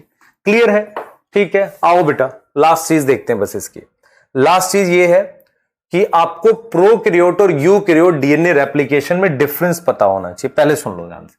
मान लो ये प्रोकैरियोट का डीएनए है, ठीक है, ध्यान देना बेटा। मान लो मैं लीनियर बना रहा हूं, लीनियर होता नहीं है, ये प्रोकैरियोट का डीएनए है, ये यूकैरियोट का है। अब आप खुद बताओ, प्रोकैरियोट और यूकैरियोट के डीएनए रेप्लिकेशन की लोकेशन, ये बैक्टीरिया का है, तो ये लोकेशन क्या है आप बताओ जरा। यहां से यहां डीएनए रेप्लिकेशन साइटोप्लाज्म में हो रही है। तो अगर आपसे कोई डीएनए पॉलीमरेज की लोकेशन पूछ ले, तो आप कहोगे सर डीएनए पॉलीमरेज की जो लोकेशन है ना, वो साइटोप्लाज्म है। यहां पर डीएनए पॉलीमरेज की जो लोकेशन है, डीएनए पॉलीमरेज की जो लोकेशन है वो क्या है? वो न्यूक्लियस है। वो क्या है? न्यूक्लियस। कोई डाउट है इसमें? बताओ। यहां डीएनए पॉलीमरेज की जो लोकेशन है वो क्या है बेटा? यहां लोकेशन है मेरे पास क्या? साइटोप्लाज्म। यहां लोकेशन क्या है? न्यूक्लियस है। क्लियर है कि नहीं? बताओ। आ रही बात समझ में? सोचो, दिमाग लगाओ बेटा, थोड़ा सा दिमाग लगाओ तो बन जाएगा। क्लियर है? दिमाग लगाओ, आ जाएगा। हां सर। अब आगे देखते हैं। अब आगे देखते हैं। यहां पर लोकेशन हो गई साइटोप्लाज्म। और देखो, और हम ये कहते हैं बेटा, ध्यान सुनेंगे, इसका पूरा का पूरा डीएनए एक सिंगल रेप्लिकॉन होता है। पूरा डीएनए सिंगल रेप्लिकॉन होता है। इसके डीएनए में कई रेप्लिकॉन होते हैं। तो लोकेशन हो गई यहां साइटोप्लाज्म, वहां न्यूक्लियस लिख दी थी मैंने। ठीक है। दूसरा क्या है? यहां पर सिंगल रेप्लिकॉन होता है, एक ही रेप्लिकॉन होता है इसका पूरा डीएनए। यहां पर क्या होते हैं? Many replicon. क्या होंगे? Many replicon. क्लियर है? अब यहां पर DNA replication faster than eukaryotes है। यूकैरियोट से फास्ट होती है क्योंकि बैक्टीरिया सेल जल्दी मल्टीप्लाई करता है। मैं आपसे एक बात पूछूं, बैक्टीरिया सेल और ह्यूमन सेल में डिवीजन के टाइम बता सकते हो? आप याद करो, सेल साइकिल जब पढ़ाया था, ह्यूमन का सेल कल्चर में 24 घंटे में डिवाइड करता था और बैक्टीरिया सेल 20 मिनट में डिवाइड कर रहा है। किसको डीएनए जल्दी मल्टीप्लाई करना पड़ेगा? इसको। तो इसको मैं लिख सकता हूं स्लोअर देन प्रोकैरियोट्स। क्लियर हो गई बात कि नहीं? बताओ। ठीक है, क्लियर है। बाकी वो डीएनए गायरेज वगैरह का डिफरेंस है, वो छोड़ दो। बस इतना याद रखना कि प्रोकैरियोट की डीएनए रेप्लिकेशन यूकैरियोट से फास्ट होती है। और याद करो, मैंने आपको कुछ चीजें समझाई थी, याद आ गई आपको कि भाई डीएनटीपी का डुअल रोल है। सारा डीएनए एक बार में नहीं खुलता क्योंकि उतनी एनर्जी नहीं होती। क्या हम एनसीईआरटी लाइन बाय लाइन देख सकते हैं? हाँ, देख सकते हैं बेटा। देखो, मुझे मशीनरी की बात करनी है। देखो क्या है, ध्यान से सुनना, एक एक लाइन आप ध्यान से सुनना। In the living cell such as E coli the process of replication require a set of catalyst. भाई ई कोलाई मतलब बैक्टीरिया, उस प्रोसेस में सेट ऑफ कैटलिस्ट मतलब एंजाइम चाहिए। डीएनए पॉलीमरेज के अलावा दूसरे एंजाइम भी चाहिए। मेन एंजाइम का नाम है डीएनए पॉलीमरेज, क्योंकि उसमें टेम्पलेट डीएनए है, तो डीएनए डिपेंडेंट डीएनए पॉलीमरेज इसका पूरा नाम है। समझ में आ रहा है बेटा? पूरा नाम डीएनए डिपेंडेंट डीएनए पॉलीमरेज है। जब मैं ये वर्ड लिखता हूं ना, डीएनए डिपेंडेंट, इससे मुझे पता चलता है कि मैं किसके ऊपर डीएनए बना रहा हूं, मतलब किसका कॉम्प्लीमेंट्री डीएनए बना रहा हूं। Since it use DNA as a template to catalyze the polymerization of deoxy nucleotides. मैं रिपीट कर रहा हूं, अगर मैं डीऑक्सी न्यूक्लियोटाइड लिख रहा हूं तो ठीक है, लेकिन अगर मैं लिख रहा हूं डीऑक्सी न्यूक्लियोसाइड, साइड लिखने के बाद फिर मुझे फॉस्फेट बताने पड़ेंगे 1 2 3। जैसे डीऑक्सी न्यूक्लियोटाइड, ठीक है, मैंने डीएनटीपी लिख दिया। इसको मैं और कैसे लिख सकता हूं? Deoxy nucleoside triphosphate. जब साइड लिखूंगा तो फॉस्फेट के नंबर बताओ, टाइड लिखूंगा तो उसमें फॉस्फेट इंक्लूड हो गया। These enzyme are highly efficient, बहुत एफिशिएंट है, तेजी से काम करते हैं और कैटलाइज करते हैं polymerization of a large number of nucleotide. बहुत सारे न्यूक्लियोटाइड बनाता है काफी कम टाइम में। ई कोलाई में कितने हैं? 4.6 इंटू 10 की पावर 6 बेस पेयर है। ठीक है, ह्यूमन में इतने हैं। क्लियर है? 18 मिनट में ई कोलाई में कंप्लीट करता है। कुछ की बुक में बेटा 38 है, ठीक कर लेना। That means average rate 2000 base pair पर सेकंड आ जाएगा। किसका? ई कोलाई का। ई कोलाई का दे रखा है बेटा, ठीक है, क्लियर है? आ जाओ आगे। देखो इन्होंने कहा कि 2000 base pair. Not only these polymerase has to be fast, ना सिर्फ इन्हें फास्ट होना पड़ेगा पर इन्हें एक्यूरेट भी होना पड़ेगा। मैंने कहा ना, देखो एक्यूरेट कैसे? पहले तो गलती नहीं करता, गलती करता तो सुधार भी लेता है, पर उसके बाद भी मिस्टेक रह जाती है। जैसे मैं आपसे कहता हूं कि पॉलीमरेज बहुत तेज है, ठीक है, बहुत मुश्किल से गलती करता, उसको सुधार भी लेता है, उसके बाद भी म्यूटेशंस होती हैं बेटा, ऐसा नहीं है, ठीक है। Any mistake during replication would result into mutation, है ना? अगर कुछ गड़बड़ रह जाती है तो म्यूटेशन। ऐसा नहीं है म्यूटेशन होती नहीं होगी, बिल्कुल नहीं होती, ऐसा नहीं होता बेटा। एस फेज में भी कुछ गड़बड़ रह जाती है बहुत हल्की, पर उतनी नहीं। क्लियर है? तो म्यूटेशन एस फेज में सबसे कम होती है। रीजन है उसके क्योंकि एक तो वो बहुत एक्यूरेट है, गड़बड़ करता ही नहीं है, हम सुधार भी देते हैं, ठीक है। फर्दर मोर एनर्जेटिकली रेप्लिकेशन को एनर्जी चाहिए। देखो यहां क्या किया इसने, यहां लिखा है डीऑक्सीराइबो न्यूक्लियोसाइड। जब न्यूक्लियोसाइड लिखेगा तो फॉस्फेट बता रहा है, लेकिन सीधे न्यूक्लियोटाइड भी लिख सकता है, टाइड लिखेगा तो फॉस्फेट नहीं बता रहा है। ये पहली क्लास का कंटेंट है, डुअल पर्पस सॉल्व करता है। पहला वो एनर्जी सबस्ट्रेट की तरह काम करता है, दूसरा एनर्जी देता है, ठीक है, क्लियर है। और अब देखो क्या लिख रहा है, कब दो टर्मिनल फॉस्फेट हट जाते हैं और वो एनर्जी देते हैं, मतलब क्या हुआ, जुड़ने आएगा टीपी ट्राइफॉस्फेट, जुड़ेगा एमपी मोनोफॉस्फेट। वो टर्मिनल फॉस्फेट याद है, फॉस्फोन हाइड्राइड बॉन्ड होता है, इसलिए पढ़ाया था वो। In addition to DNA dependent polymerase, हां इसके अलावा डीएनए डिपेंडेंट डीएनए पॉलीमरेज के अलावा हमारे पास कुछ एडिशनल एंजाइम है। ये वो एडिशनल एंजाइम क्या, हेलिकेज, ये सब है, उनके नाम नहीं दे रहा ये ज्यादा, ठीक है। Are required to complete the process of replication with high degree of accuracy for long DNA molecule since the two strand can not be separated. आप देख रहे हो, कह रहा है कि दोनों डीएनए के धागे को पूरा ऐसा थोड़ी है मैं बिल्कुल अलग कर दूं, नहीं, थोड़ा थोड़ा करके खोलूंगा। क्यों, क्योंकि खोलने के लिए एनर्जी चाहिए और उतनी एनर्जी होती नहीं है। The replication occur within a small opening of DNA referred as replication fork. मतलब रेप्लिकेशन एक छोटे से पार्ट में चलती है। छोटे से पार्ट में चलने का क्या मतलब हुआ बेटा, ये देखो भाई, रेप्लिकेशन जब हम करेंगे, देखो ध्यान से देखो, पहले इतने पार्ट में चली, फिर इतने में चली, फिर इतने में चली, फिर इतने में चली, ऐसे यहां पे आ गई।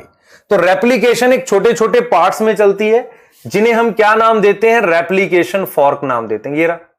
और the DNA dependent catalyse only in one direction. देख लो मैंने कहा था डीएनए पॉलीमरेज की क्या रिक्वायरमेंट है, सिर्फ 5 से 3 बनाएगा।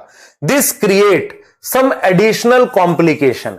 अगर वो 5 से 3 बनाएगा तो कॉम्प्लिकेशन क्या आ जाएगी भाई, वो 5 से 3 बनाएगा तो इधर डायरेक्शन आएगी, दूसरी की इधर आएगी, तो वो जो ओकाजाकी है और अलग अलग डायरेक्शन है वही कॉम्प्लिकेशन है। Consequently one strand the template जिसकी 3 से 5 है, रेप्लिकेशन इज कॉन्टिन्यूअस। मेरी बात सुनो, देखो क्या बोला इसने क्या बात बोली, सुनो। इसने ये बात बोली कि हमारे पास ये डायग्राम है एनसीईआरटी में, मान लो ऐसे इस तरीके का डायग्राम है, यहां पर मैं 3 लिख देता हूं, यहां 5 है, तो यहां 3 है और यहां 5 है। वो ये कह रहा है कि इस वाले स्ट्रैंड पर 5 से 3 है ना, तो कॉन्टिन्यूअस चल सकती है ऐसे, ठीक है। तो ये क्या हो गया, ये टेम्पलेट हो गया। इस टेम्पलेट की पोलैरिटी क्या हो गई, 3 से 5 वाला हो गया, ये टेम्पलेट हो गया। तो इस पर क्या चल रही है, कॉन्टिन्यूअस चल रही है, सही है, कोई डाउट है इस बात पे, नहीं।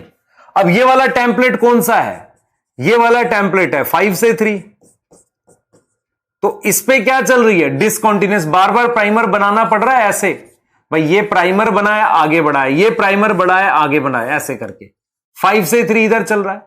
तो यही चीज कह रही है कि जब टेम्पलेट 5 से 3 है तो डिसकंटीन्यूअस चल रही है, जब टेम्पलेट 3 से 5 है तो कॉन्टिन्यूअस। पर डीएनए बनता हमेशा 5 से 3 है। जो नया बन रहा है ये नया बेटा, नया 5 से 3 बनेगा। टेम्पलेट 3 से 5 हो सकता है, ये 5 से 3 ऐसे। देखो क्या लिख रहा है, कह रहा है टेम्पलेट जिसकी पोलैरिटी 3 से 5 है उसमें कॉन्टिन्यूअस हो रही है, और जिसमें क्या होगा बेटा 5 से 3 है उसमें डिसकंटीन्यूअस हो रही है। अब ये टेम्पलेट की बात कर रहा है, समझ में आ रहा है। The discontinuous synthesis are joined by DNA ligase, उसको लिंक करते हैं लाइगेज से। तो DNA polymerase on their own can not, वो खुद से शुरू नहीं कर सकता रेप्लिकेशन। उसको ऐसा थोड़ी रैंडमली कहीं से भी डीएनए कॉपी करना शुरू कर दो, ठीक है। मान लो आप बचपन में थे, आपके माता पिता ने बोला होगा कि सुंदर हैंड राइटिंग के लिए आपको डेली 1 पेज वो लिखनी पड़ेंगी, मतलब आप लिखते थे ना, राइटिंग लिखनी पड़ती थी, जिसे हम श्रुत लेख कहते थे, डेली लिखा करो, ठीक है, आपकी राइटिंग साफ होगी। बीच से लिखना शुरू करते थे, नहीं ऊपर से लाइन वाइज, ठीक है। तो डीएनए ऐसा थोड़ी कहीं से भी ओरिजिन से खोलते हैं। तो ई कोलाई डीएनए में या किसी में भी ओरिजिन ऑफ रेप्लिकेशन होता है, ठीक है। और हमेशा याद रखो बेटा, जब आप बायोटेक पढ़ोगे तो किसी भी क्लोनिंग वेक्टर में, जैसे कि प्लाज्मिड है, उसमें ओरिजिन होना चाहिए, नहीं तो कॉपी नहीं बनेगी, क्लियर है। तो ये मैंने आपको डीएनए रेप्लिकेशन लगभग पूरा बता दिया है, ठीक है। अब मैं यहां से क्या पढ़ाऊंगा, ट्रांसक्रिप्शन पढ़ा रहा हूं, बहुत ध्यान से देखना। ये आपके लिए मैंने क्वेश्चंस रखे हैं 4। What is direction of DNA replication, Okazaki fragment कहां होते हैं, ये क्वेश्चन नंबर 3 है। प्राइमर इज डीएनए रेप्लिकेशन कौन बना रहा है, ठीक है। और 4th ये क्वेश्चंस आपने करने हैं, ठीक है। आगे आ जाओ। अब हम बात कर रहे हैं ट्रांसक्रिप्शन की, ठीक है। हमने पढ़ लिया डीएनए रेप्लिकेशन, ठीक। अब मैं आपको ट्रांसक्रिप्शन, पहले एक बेसिक सा पॉइंट बताऊंगा, उसके बाद हम लोग ट्रांसक्रिप्शन की डिटेल पढ़ेंगे, ठीक है। ध्यान से सुनना, ट्रांसक्रिप्शन बहुत इंपॉर्टेंट है। और यहां से आपका एक तरीके से डीएनए रेप्लिकेशन के बाद से अब हम ट्रांसक्रिप्शन की डिटेल पे आ गए। देखो, मेरे पास एक ये सेल है, ध्यान से देखना बेटा। मेरे पास ये एक सेल है, ठीक है, या ये न्यूक्लियस मान लो, ये मेरे पास न्यूक्लियस है, और ये जो बाहर बोर्ड का हिस्सा है वो साइटोप्लाज्म है, ये न्यूक्लियस है। आपको मैंने एक चीज समझाई कि ये डीएनए है, ऐसे, ये डीएनए है, ठीक है, ये डीएनए है। तो डीएनए में ट्रांसक्रिप्शन कैसे होती है, पहले समझो इस बात को। ये न्यूक्लियस के अंदर ही हो रही है। तो होता क्या है बेटा, मेरे पास डीएनए कहीं पर खुल जाता है, ऐसे थोड़ा सा, ऐसे खुल गया, सारा एक बार में खुलता नहीं, कभी नहीं होता ऐसा। अब डीएनए के 2 स्ट्रैंड है। अगर हम डीएनए रेप्लिकेशन करते हैं तो इसकी भी कॉपी बनाते हैं और इसकी भी कॉपी बनाते हैं, ये याद है। अगर हम डीएनए रेप्लिकेशन करते हैं तो हम डीएनए की किसकी कॉपी बनाते हैं, ये भी टेम्पलेट की तरह काम करता है, ये भी टेम्पलेट की तरह काम करता है। लेकिन ट्रांसक्रिप्शन करते वक्त सिर्फ एक डीएनए टेम्पलेट की तरह काम करता है।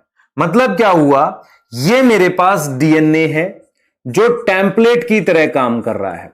टेम्पलेट मतलब इसका कॉम्प्लीमेंट्री बनाएंगे, और ये मेरे पास आरएनए है। इसका मतलब ये हुआ, ट्रांसक्रिप्शन होती डीएनए से ही है, डीएनए से आरएनए बनाने को ट्रांसक्रिप्शन कहते हैं। लेकिन मेरे पास ये और ये दोनों स्ट्रैंड की कॉपी नहीं बनती। आरएनए बनाते वक्त सिर्फ एक स्ट्रैंड की कॉपी बनती है, जिससे आरएनए बनता है।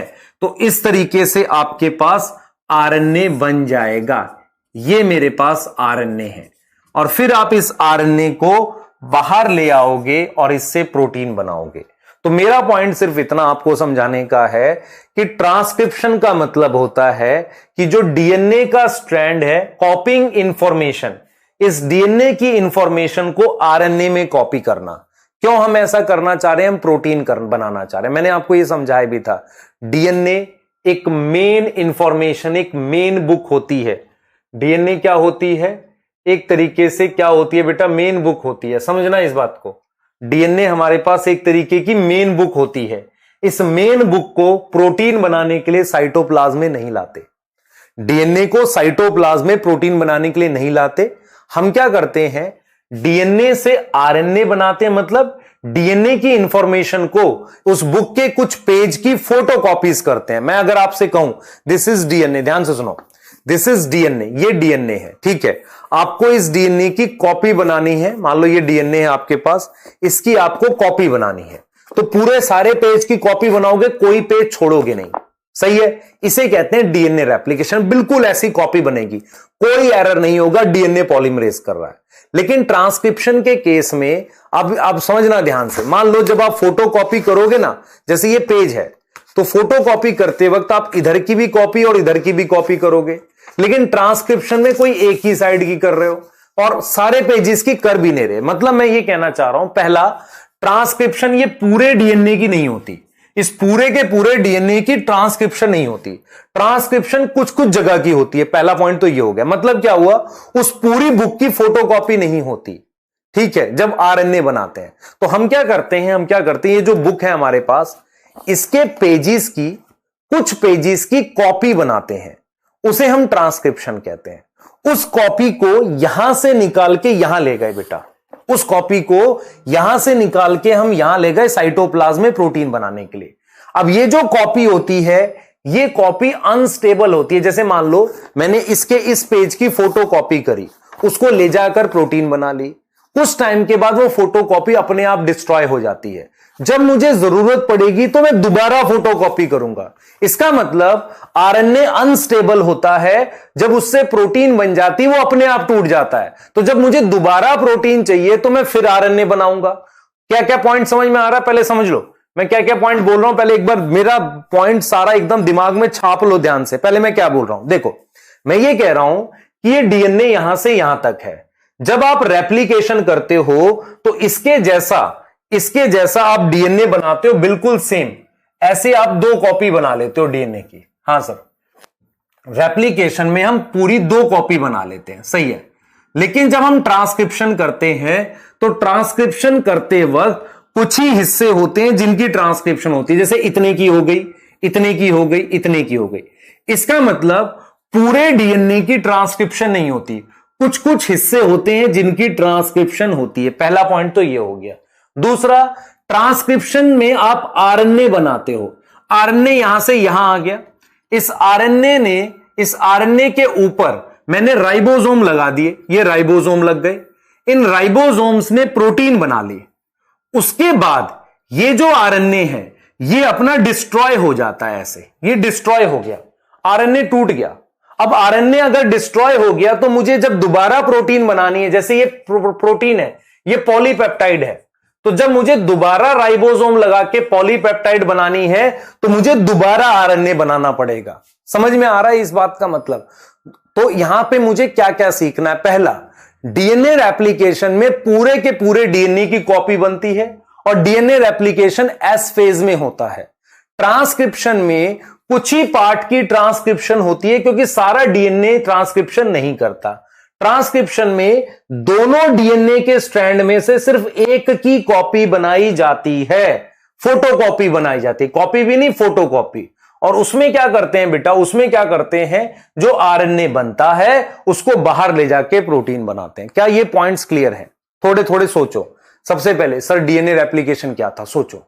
डीएनए की कॉपी बना रहे हैं, कब बनाते हैं? एस फेज में।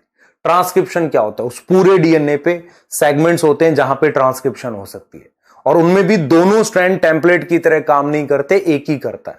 बना हुआ आरएनए क्या होगा? न्यूक्लियस से निकल के कहां जाएगा? साइटोप्लाज्म में। आज आपसे मैं एक कॉन्सेप्चुअल क्वेश्चन पूछूं, डीएनए रेप्लिकेशन कहां हो रही है? न्यूक्लियस में। ट्रांसक्रिप्शन कहां हो रही है? न्यूक्लियस में। तो डीएनए रेप्लिकेशन करने वाले एंजाइम का नाम डीएनए पॉलीमरेज है, तो ट्रांसक्रिप्शन वाले का नाम क्या होगा? RNA polymerase. तो आरएनए पॉलीमरेज की लोकेशन भी न्यूक्लियस होगी। क्लियर है? आरएनए मूव करता है तो वो फोटोकॉपी बाहर मूव कर गई, प्रोटीन बना लो, जरूरत पड़ने पे फिर करेंगे। इससे क्या फायदा होगा? इससे फायदा ये होगा कि आपको ऐसा नहीं है, जब भी जो आरएनए चाहिए, मान लो आपको ये वाला आरएनए चाहिए, ये बना लो, यहां से आरएनए चाहिए, ये बना लो। सारे का सारा आरएनए नहीं बनाता और एक साथ नहीं बनाता, अभी उस पर डिस्कशन करेंगे। तो मैं आपको ट्रांसक्रिप्शन पढ़ाने जा रहा हूं। सबसे पहले मैं आपको मीनिंग समझाऊं। देखो बेसिक से एक आइडिया दिया है मैंने, अभी जस्ट पढ़ाया नहीं है। मैं आपको सबसे पहले बताऊंगा ट्रांसक्रिप्शन का मतलब क्या होता है, उसकी लोकेशन क्या होती है, ये डीएनए रेप्लिकेशन से कैसे अलग है। ठीक है, दोनों स्ट्रैंड की कॉपी क्यों नहीं बनाते? मैंने अभी पढ़ाया ना आपको कि भाई इन दोनों में से किसी एक को टेम्पलेट की तरह काम करते, दोनों की क्यों नहीं बनाते। ट्रांसक्रिप्शन यूनिट क्या होती है, और कुछ क्वेश्चंस पे बात करने वाले। आ रही बात समझ? क्या पढ़ने वाले? सबसे पहले हम पढ़ेंगे ट्रांसक्रिप्शन का मतलब। ध्यान से सुने। अगर आपसे कोई कहता है कि ट्रांसक्रिप्शन को डिफाइन करो, तो ट्रांसक्रिप्शन क्या होता है?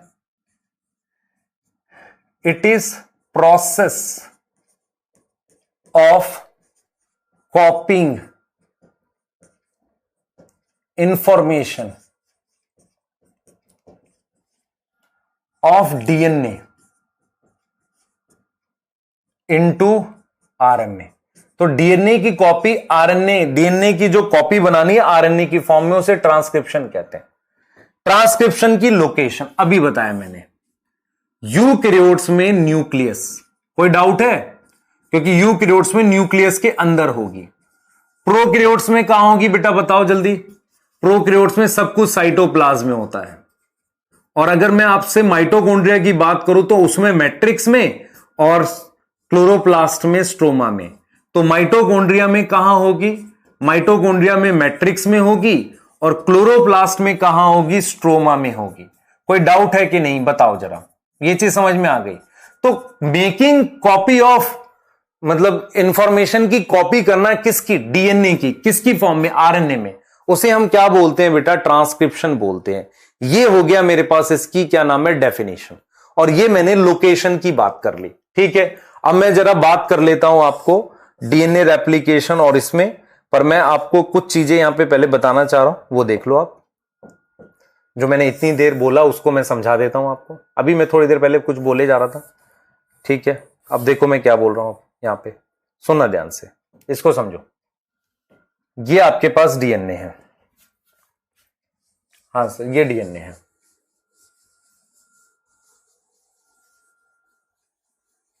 ये डीएनए है। मेरी बात समझना ध्यान से। यहां पर बच्चे कंफ्यूज करते हैं इसको रेप्लिकॉन से, वो मत करना। पहले सुनो मैं जो बोल रहा हूं। मेरे पास क्या होता है? डीएनए से मान लो इतने रीजन की आरएनए बन सकता है, यहां ट्रांसक्रिप्शन हो सकती है, इतने से आरएनए बन सकता है। मान लो इससे आरएनए बन सकता है, इसकी ट्रांसक्रिप्शन हो सकती है, इससे भी आरएनए बन सकता है, और इससे भी आरएनए बन सकता है। तो हमारे पास डीएनए पर दो तरह के रीजन होते हैं। डीएनए जो होता है उस पर दो तरह के रीजन होते हैं, दो तरह के रीजन है, 2 टाइप ऑफ रीजन होते हैं। रीजन का मतलब जगह। एक होता है ये नॉन कोडिंग।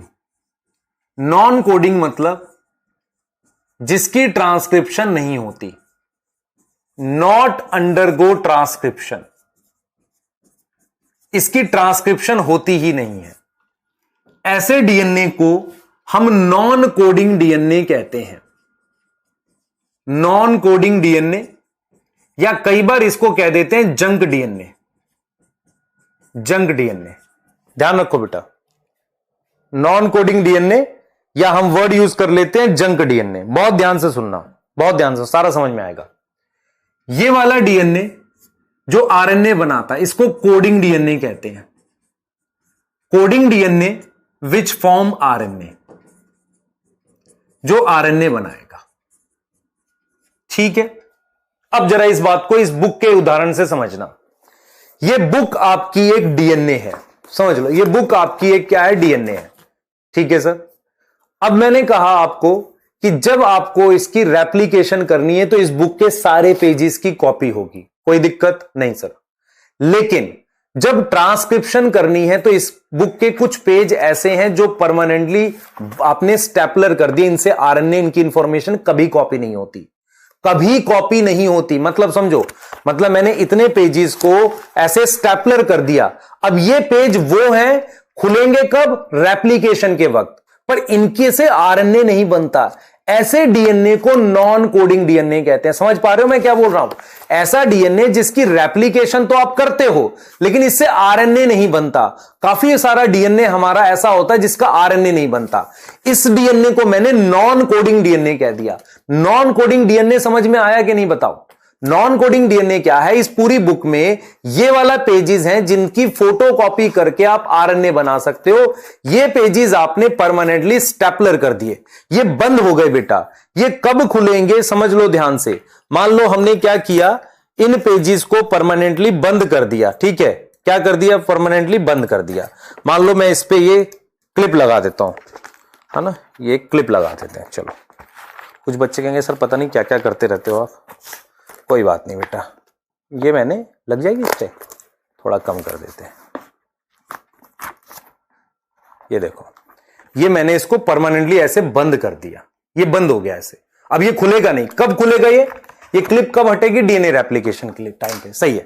तो ये बंद हो गया। अब देखो, मतलब इतने पेज मैंने बंद कर दी, ये पेज बचे, इनकी कॉपी बना सकते हो। तो जो ये बंद हो गए इनको कहेंगे non coding. This is non coding, this is non coding, और इसको हम क्या बोलेंगे? कोडिंग।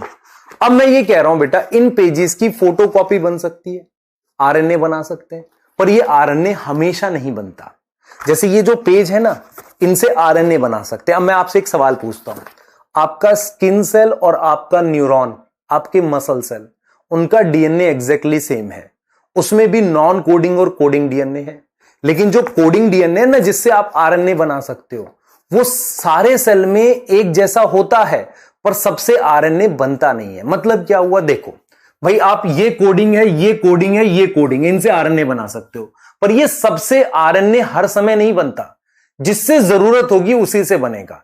जैसे फॉर एग्जांपल ये इतने सारे पेज हैं, अब स्किन सेल में सिर्फ इन्हीं पेज का आरएनए बनेगा, मसल सेल में इसका बनेगा अलग पेजेस का, और न्यूरॉन में अलग पेजेस का आरएनए बनेगा। मतलब यह हुआ कि जो कोडिंग डीएनए होता है जिनसे आरएनए बन सकता है, सारे सेल्स में सारे पेजेस की फोटोकॉपी नहीं होती।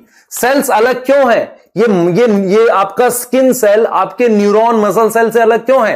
क्योंकि जो कोडिंग डीएनए है जिनसे आरएनए बन सकता है उनमें भी अलग अलग वाले का ही बनता है। जैसे मान लो ये आपके मसल सेल में दोनों आरएनए बना रहे हैं, ये नहीं बना रहा।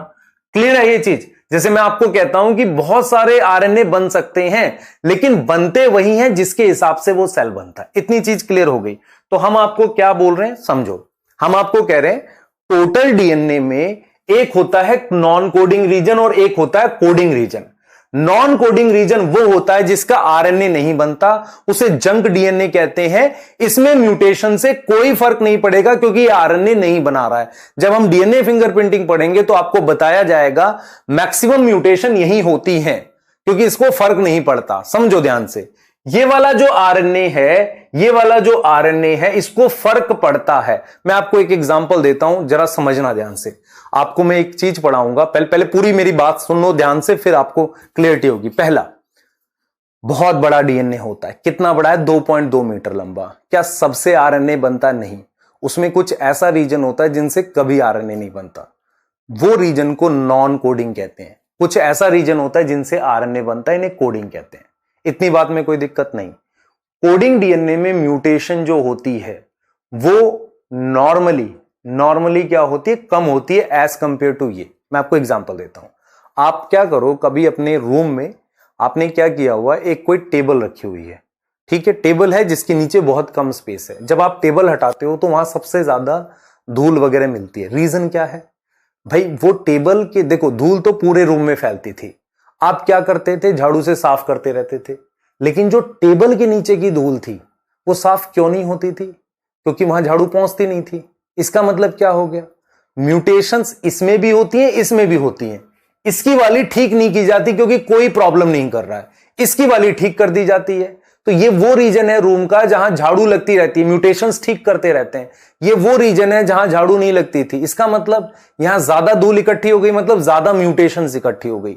तो जो नॉन कोडिंग रीजन है वहां ज्यादा म्यूटेशन होती हैं, होती दोनों में है, पर क्योंकि इसकी वाली ठीक कर लेते हैं या रिजेक्ट कर देते हैं, कहते नहीं भाई वो सेल ही जिंदा नहीं रहेगा जिसमें म्यूटेशन हुई, इसके वाली रिजेक्ट नहीं करते, मतलब ठीक नहीं करते, इसलिए इसमें म्यूटेशन ज्यादा होती है। तो नॉन कोडिंग और कोडिंग समझ में आ गया।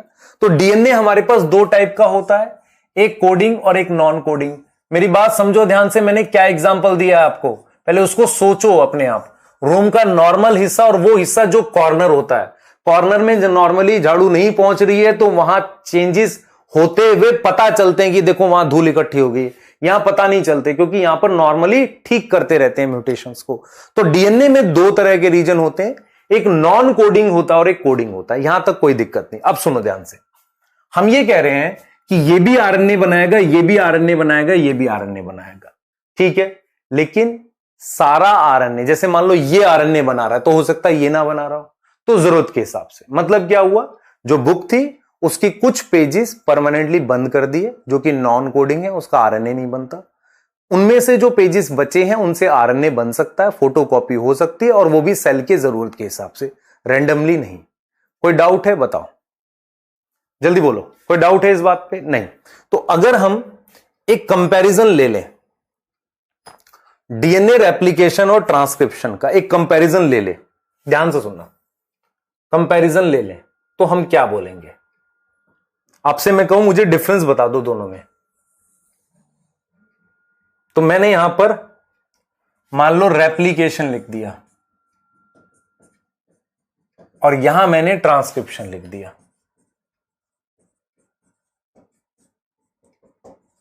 पहले तो मैं चाह रहा हूं कि समानता लिखें या डिफरेंस लिखते हैं पहले। चलो, रेप्लिकेशन जो होती है वो होती है एस फेज में। हां सर, एस फेज में होती है।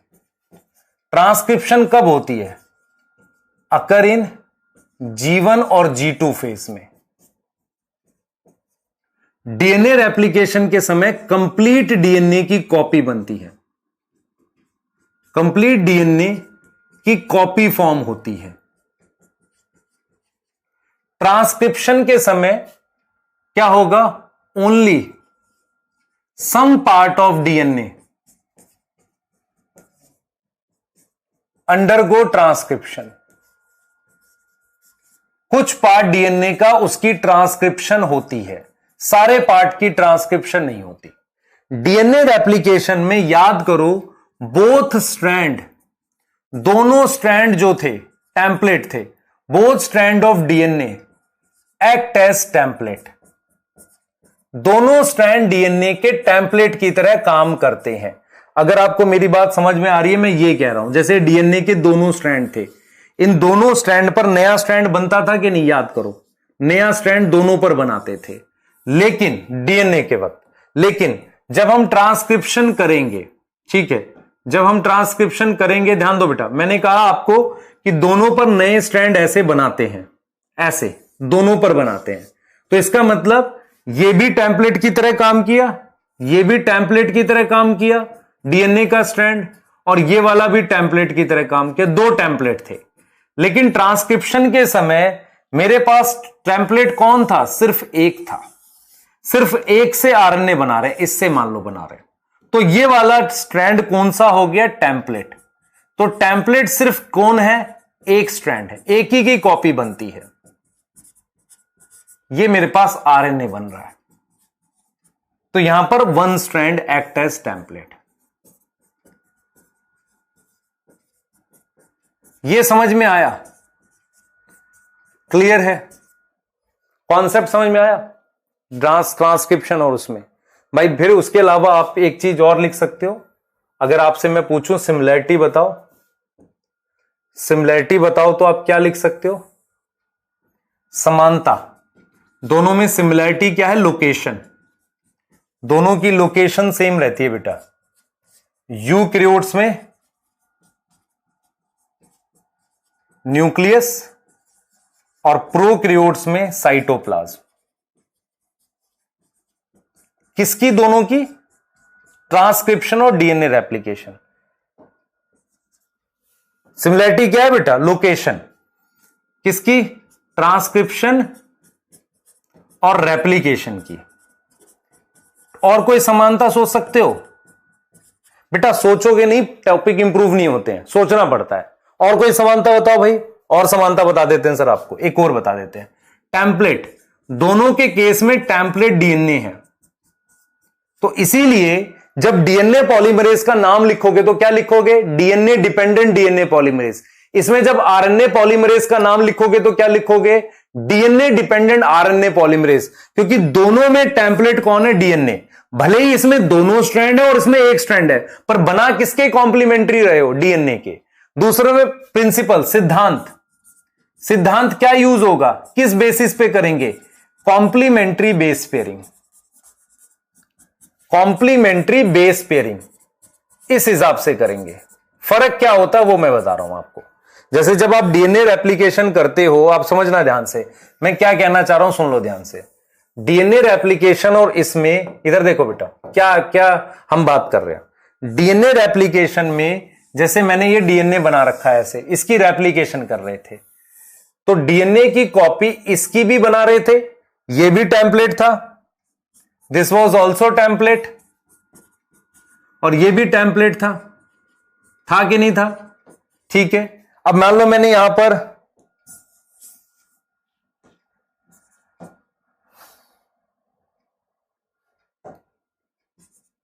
ये देखो, यहां पर मैं डीएनए बना रहा हूं ऐसे, तो मैं ए के सामने टी जोड़ूंगा ना, ऐसे जब बनाऊंगा मैं, याद है कि नहीं? मान लो मैंने ये प्राइमर बना दिया, इतना प्राइमर बनाने के बाद ये प्राइमर बना दिया, उसके बाद मैं डीएनए बना रहा हूं, तो यहां पर मान लो ए है, तो यहां पर क्या जोड़ूंगा? टी। जी के सामने क्या जोड़ूंगा? सी जोड़ूंगा। टी के सामने मैं क्या जोड़ूंगा? ए जोड़ूंगा। तो इसे कॉम्प्लीमेंट्री बेस पेयरिंग कहते हैं। ऐसे ही मैं यहां करूंगा, मान लो यहां पर मेरे पास ए है, यहां टी है, तो ए के सामने क्या जोड़ूंगा? टी। टी के सामने ए जोड़ूंगा, ऐसे बना रहा हूं। तो ये भी टेम्पलेट की तरह काम कर रहा है, ये भी टेम्पलेट की तरह काम कर रहा है। जब हम ट्रांसक्रिप्शन की बात करेंगे तो ट्रांसक्रिप्शन में क्या होगा, देखो पहली बात, डीएनए के 2 स्ट्रैंड है, ये और ये। मान लो ये टेम्पलेट की तरह काम करेगा, ऊपर वाला नहीं, तो मैं आरएनए बनाऊंगा। आरएनए कैसे बनाऊंगा, सुनना ध्यान से।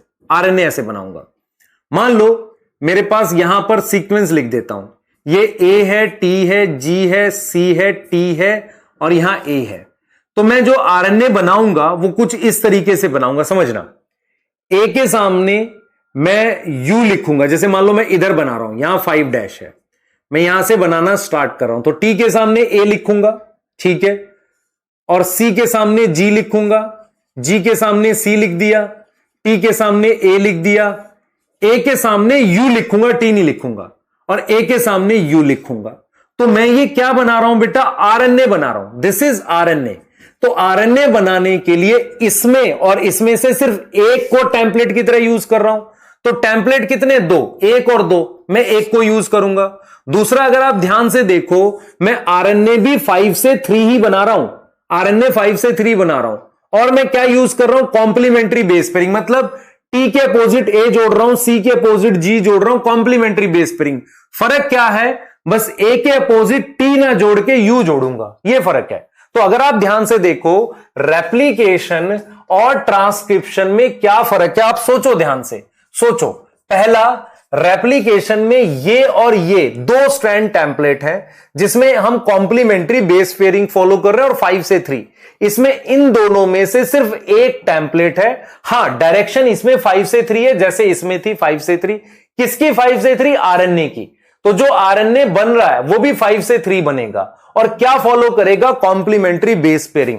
तो अगर आपसे कोई कहे समानता, principle complementary base pairing, direction, दिशा, डायरेक्शन आएगी 5 to 3, 5 से 3, इसमें भी 5 से 3 आएगी।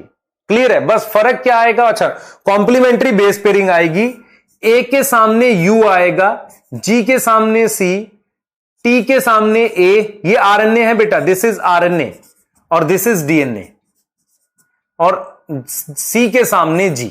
बस ये फर्क होगा कि जब आपके को डीएनए पर ये होगा, टी ए होगा तो आप यू जोड़ोगे, बाकी जी के सामने सी, टी के सामने ए, सी के सामने जी। क्या ये समझ में आ रहा है? बहुत बेटा ध्यान से पढ़ोगे तो चीजें क्लियर होती चली जाएंगी, बहुत मुश्किल नहीं है। डीएनए रेप्लिकेशन कहां होता है, देख लो।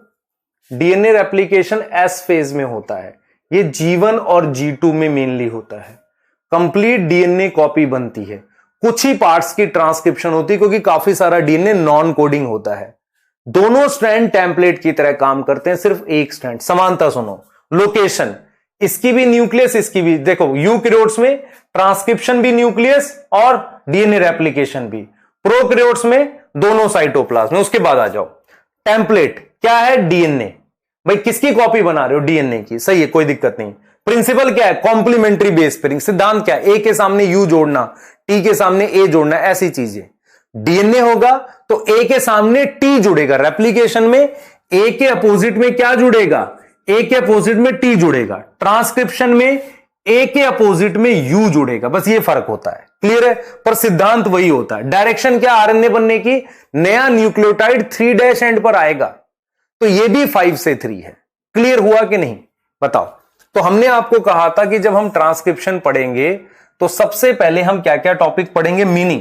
तो मीनिंग है making copy of RNA, copy बनाना किसकी, copy of DNA in form of RNA. Location बता दी, how it differ from DNA replication ये बता दी। अब आ जाओ कि हम दोनों स्ट्रैंड की ट्रांसक्रिप्शन क्यों नहीं करते। सुनना, अभी तो हमने आपको यह समझा दिया कि हम इन दोनों में से एक ही की ट्रांसक्रिप्शन करेंगे, पर सवाल यह है कि हम दोनों स्ट्रैंड की ट्रांसक्रिप्शन क्यों नहीं करते, क्यों नहीं आरएनए दोनों से बना लेते। समझ आ रहा है सवाल समझ में आया, दोनों की क्यों नहीं करते। इस आंसर को देने के लिए, जैसे मैं आपसे कहता हूं, ध्यान सुनेंगे, मैं आपसे कहता हूं कि यार आप मुझे बताओ, ध्यान सुनना बेटा इस बात को, कि जैसे मान लो मैं आपसे कहता हूं कि भाई आप एक काम करो, कोई भी, जैसे कोई ऐसा काम है जिससे मतलब आपको चोट लग सकती हो या कुछ ऐसा हो जाए, कोई भी ऐसा काम, ये क्यों नहीं करते, क्योंकि चोट लग जाएगी। ऐसा कुछ है, मान लो मैं कहूं कि यार मैं क्या खड़े खड़े क्यों नहीं सो जाता, क्योंकि उससे गिर जाऊंगा। तो उसके लिए मुझे खड़े होकर सोना पड़ेगा, तब गिर के दिखाऊंगा तब पता चलेगा। तो हम क्या कर रहे हैं, दोनों स्ट्रैंड की ट्रांसक्रिप्शन क्यों नहीं हो रही इसको उदाहरण के थ्रू समझाएंगे। ठीक है, कैसे देंगे, आपको पहले दिखाएंगे ट्रांसक्रिप्शन करा के क्या परेशानियां आ रही हैं इसलिए नहीं होती। तो देखो, आपके पास मान लो मैं डीएनए बना देता हूं और उसके दोनों स्ट्रैंड की ट्रांसक्रिप्शन कर देता हूं। तो अगर मैं आपको दिखाऊं कैसे ट्रांसक्रिप्शन होती है, पहले आप क्या करो, डीएनए के 2 स्ट्रैंड बनाओ। ये आपने डीएनए बना दिया, ध्यान से देखना बेटा, ये आपने डीएनए बना दिया। ठीक है, डीएनए बना दिया, इसका सीक्वेंस भी लिख देते हैं। सीक्वेंस में यहां मान लो ए है तो यहां अपोजिट में टी होगा, यहां जी है तो यहां सी होगा, यहां टी है तो यहां ए होगा, यहां सी है तो यहां जी होगा, यहां जी है तो यहां सी होगा, और यहां टी है तो यहां ए होगा। ये मैंने डीएनए लिख दिया। ठीक है, हम ये कह रहे हैं दोनों स्ट्रैंड की क्यों नहीं होती, तो मैं क्या करूंगा, 2 केस आपको दिखाऊंगा। केस 1, दोनों में अभी आपको ट्रांसक्रिप्शन दिखाऊंगा तो 2 केस हो सकते हैं, सुनो ध्यान से।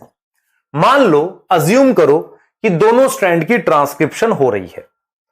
अज्यूम, ऐसा मान लो, assume if both strand show transcription, दोनों स्ट्रैंड की ट्रांसक्रिप्शन हो रही है, ऐसा मान लो, ऐसा आप मान लो कि दोनों स्ट्रैंड की ट्रांसक्रिप्शन हो रही है, ऐसा आप मान लो। ठीक है, अब सुनना ध्यान से। अब ये ट्रांसक्रिप्शन कैसे हो रही है, एक ऑप्शन ये है कि दोनों स्ट्रैंड से आरएनए सेम टाइम पे बन जाए। समझना ध्यान से, मेरे पास इन दोनों स्ट्रैंड से आरएनए बने सेम टाइम पर। जरा देखो, मैं बना के दिखाता हूं। मान लो इसका आरएनए बनाता हूं, ये क्या लिखा है, ये 3 से 5 है, तो मैं आरएनए लिख रहा हूं 5 से 3। सुनना ध्यान से, 5 से 3 का आरएनए लिख रहा हूं। मैंने इससे आरएनए लिखना है कॉम्प्लीमेंट्री। कैसे लिखूंगा, ए का अपोजिट यहां क्या लिखूंगा, टी आएगा, यू लिख दूंगा। जी का अपोजिट क्या लिखूंगा, सी। देख लो, जी का अपोजिट वहां सी लिख दिया, टी का अपोजिट ए लिख दिया, कॉम्प्लीमेंट्री लिख रहा हूं। सी का अपोजिट मैंने क्या लिख दिया, जी का अपोजिट सी लिख दिया, और टी का अपोजिट ए लिख दिया। तो ये वाला आरएनए इससे बना दिया। ठीक है, क्लियर है। अब मेरे पास क्या, ऊपर भी एक स्ट्रैंड है। ठीक है, उससे मैं जो आरएनए लिखूंगा वो 3 से 5 लिख देता हूं, क्योंकि अपोजिट बनेगा ना। देखो भाई, यहां 3 से 5 है तो इसका अपोजिट आरएनए 5 से 3 लिखा, ऐसे 5 से 3 है ना ये, तो कॉम्प्लीमेंट्री स्ट्रैंड 3 से 5 होगा। तो टी के अपोजिट क्या आ जाएगा बेटा, बताओ। टी के अपोजिट आ जाएगा ए। ठीक है, सी के अपोजिट आ जाएगा जी। ए के अपोजिट, इस वाले ए के अपोजिट आरएनए पे क्या आ जाएगा, टी आएगा, पर टी नहीं आता, आरएनए पे यू आता है। जी के अपोजिट क्या आएगा, सी आ गया। ठीक है, और सी के अपोजिट आ गया जी, और आपके पास ए के अपोजिट आ गया, टी आ नहीं सकता, यू आ गया। अब मैं आपको क्या बोल रहा हूं, मैं आपको कह रहा हूं कि मान लो दोनों स्ट्रैंड की ट्रांसक्रिप्शन हो गई, इससे आरएनए ये बन गया और इस वाले से ये आरएनए बन गया। दोनों स्ट्रैंड की ट्रांसक्रिप्शन हो गई, 2 अलग अलग आरएनए बन गए। अब देखो, अगर ये ट्रांसक्रिप्शन सेम टाइम पर होती, समझना ध्यान से, जैसे ये 2 आरएनए बन गए, मेरे पास 2 डिफरेंट आरएनए बन गए कि नहीं, सोचो ध्यान से, 2 डिफरेंट आरएनए फॉर्म। क्लियर है। अगर ये ट्रांसक्रिप्शन, समझना, ये ट्रांसक्रिप्शन यहां पर 2 केस हैं, अगर ये सेम टाइम पर हुई होती, समझो, अगर क्या हुई होती बेटा, ये अकर एट सेम टाइम। इसका क्या मतलब है सेम टाइम का, ये समझो, अकर एट सेम टाइम। अगर ये सेम टाइम पर हुई होती, क्या सेम टाइम पर हुई होती, मैं क्या बोल रहा हूं सुनो। आपके पास ये डीएनए के 2 स्ट्रैंड है, ठीक है, इन दोनों से, इससे मैंने ये आरएनए बनाया, कॉम्प्लीमेंट्री बनता है, इससे मैंने ये बनाया, कॉम्प्लीमेंट्री मतलब अपोजिट लिखते हैं। जैसे ये 5 से 3 है तो आरएनए 3 से 5 लिखा है, और टी के अपोजिट ए लिखा है, ऐसे करके बनाया। इससे मैंने ये आरएनए बनाया कॉम्प्लीमेंट्री। मैंने कहा ऐसा मान लो कि दोनों स्ट्रैंड से 2 आरएनए बन गए। अगर ये दोनों आरएनए सेम टाइम पर बने, एक ही समय पर बने, अकर एट सेम टाइम, तो मेरे पास ये आरएनए क्या होंगे, कॉम्प्लीमेंट्री नहीं होंगे। जब ये दोनों डीएनए के स्ट्रैंड कॉम्प्लीमेंट्री हाइड्रोजन बॉन्ड बना सकते हैं, तो ये भी तो कॉम्प्लीमेंट्री है। ए के अपोजिट यू है, जी के अपोजिट सी है। Both RNA strand is complementary, वो क्या हो जाएगा? कॉम्प्लीमेंट्री हो जाएगा। अगर वो कॉम्प्लीमेंट्री हो गया, it form double stranded RNA. मतलब क्या हुआ? ये दोनों जुड़कर एक आरएनए बना देंगे जो डबल स्ट्रैंड होगा। और मैं आपको स्टार्टिंग से पढ़ा रहा हूं कि मेरे पास आरएनए क्या होता है? सिंगल स्ट्रैंड होता है हमेशा।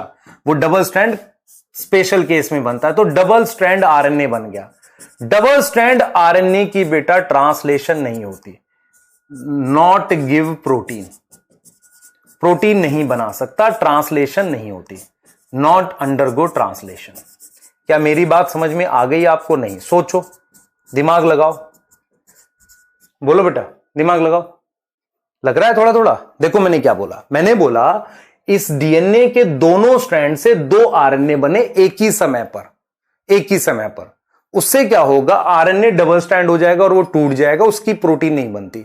Double strand RNA animal cell में या प्लांट सेल में, यूकैरियोटिक सेल में या नॉर्मली सेल में वो क्या नहीं बनाता? प्रोटीन नहीं बनाता, क्योंकि वो सिंगल स्ट्रैंड चाहिए।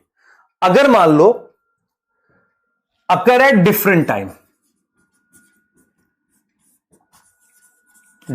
टाइम, मतलब क्या हुआ? ट्रांसक्रिप्शन फ्रॉम बोथ स्ट्रैंड, दोनों स्ट्रैंड से ट्रांसक्रिप्शन अगर अलग अलग टाइम पर हो, मतलब एक बार इससे आरएनए बने, देखो कुछ ऐसा हो कि भाई इससे एक बार आरएनए बने, ये देखो ये आरएनए बना, एक आरएनए इससे बना, तो उससे मेरे पास ये प्रोटीन बन गई। चलो फिर क्या हुआ? एक बार आरएनए इससे बना, समझना, इससे आरएनए बना और उससे अलग प्रोटीन बन गई, क्योंकि सीक्वेंस अलग है। तो मैं आपसे ये कह रहा हूं, ध्यान से समझना बेटा, एक प्रोटीन ये बन गई, एक प्रोटीन ये बन गई। तो मैं आपसे यही समझा रहा हूं कि अगर दो आरएनए बने और सेम टाइम पर बने तो जुड़ के डबल स्ट्रैंडेड बना देंगे, प्रोटीन नहीं बनेगी। लेकिन अभी मान लो इससे आरएनए बन गया आज, कल इससे बन गया, तो इससे जो प्रोटीन बनेगी मान लो ये है या ये है, ये वाली है, और इससे बनी ये वाली है, तो ये दोनों प्रोटीन अलग अलग है। इससे क्या हो जाएगा? एक ही सेगमेंट ऑफ डीएनए से दो अलग अलग तरह की प्रोटीन बनेगी, जो क्या करेगी? हमारी जीन की डेफिनेशन खराब कर देगी। जीन क्या होता है? सेगमेंट ऑफ डीएनए जिससे प्रोटीन बनती है। मेंडल ने क्या बोला था? जीन क्या है बेटा? यूनिट ऑफ इनहेरिटेंस है, जो प्रोटीन बनाती है, डीएनए है।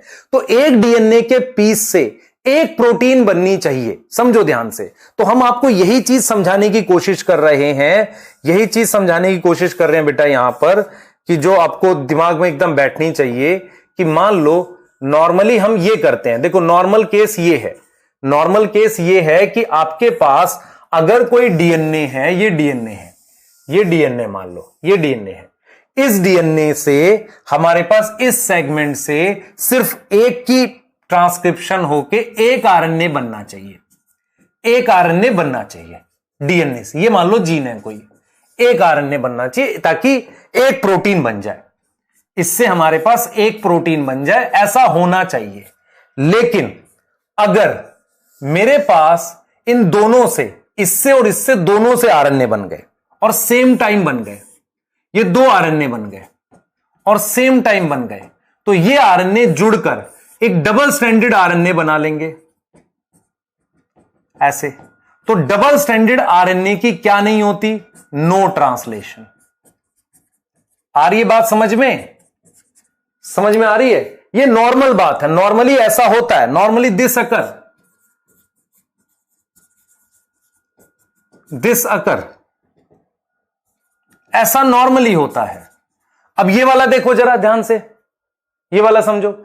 इसमें क्या है बेटा? ये देखो, अब इसमें क्या हुआ? इसका भी आरएनए बन गया, इसका भी बन गया। अच्छा, इसमें क्या हुआ? दो आरएनए बन रहे हैं अलग अलग समय पे।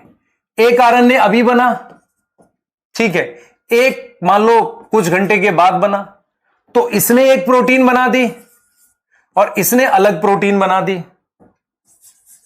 तो इसका मतलब एक ही जीन से एक प्रोटीन ये बन गई और एक प्रोटीन ये बन गई। अब ये दो अलग अलग टाइम पर बने हैं और ये सेम टाइम पर बने हैं। यही कॉन्सेप्ट समझ में आ रहा है? नॉर्मली क्या होता है, एक जीन से एक आरएनए बनता है, एक प्रोटीन बनती है, क्योंकि दोनों स्ट्रैंड में से सिर्फ एक का आरएनए बनता है। अगर दोनों स्ट्रैंड से दो आरएनए बने सेम टाइम पर जुड़कर डबल स्ट्रैंड आरएनए, प्रोटीन नहीं बनेगी। दोनों स्ट्रैंड में से इससे अभी बन जाए, इससे शाम में बन जाए, तो दो अलग अलग प्रोटीन बनेगी। तो जीन वो होती है जिससे एक प्रोटीन बने, ऐसी वाला कॉन्सेप्ट। क्लियर हो गया? अब तो आ गया होगा समझ में।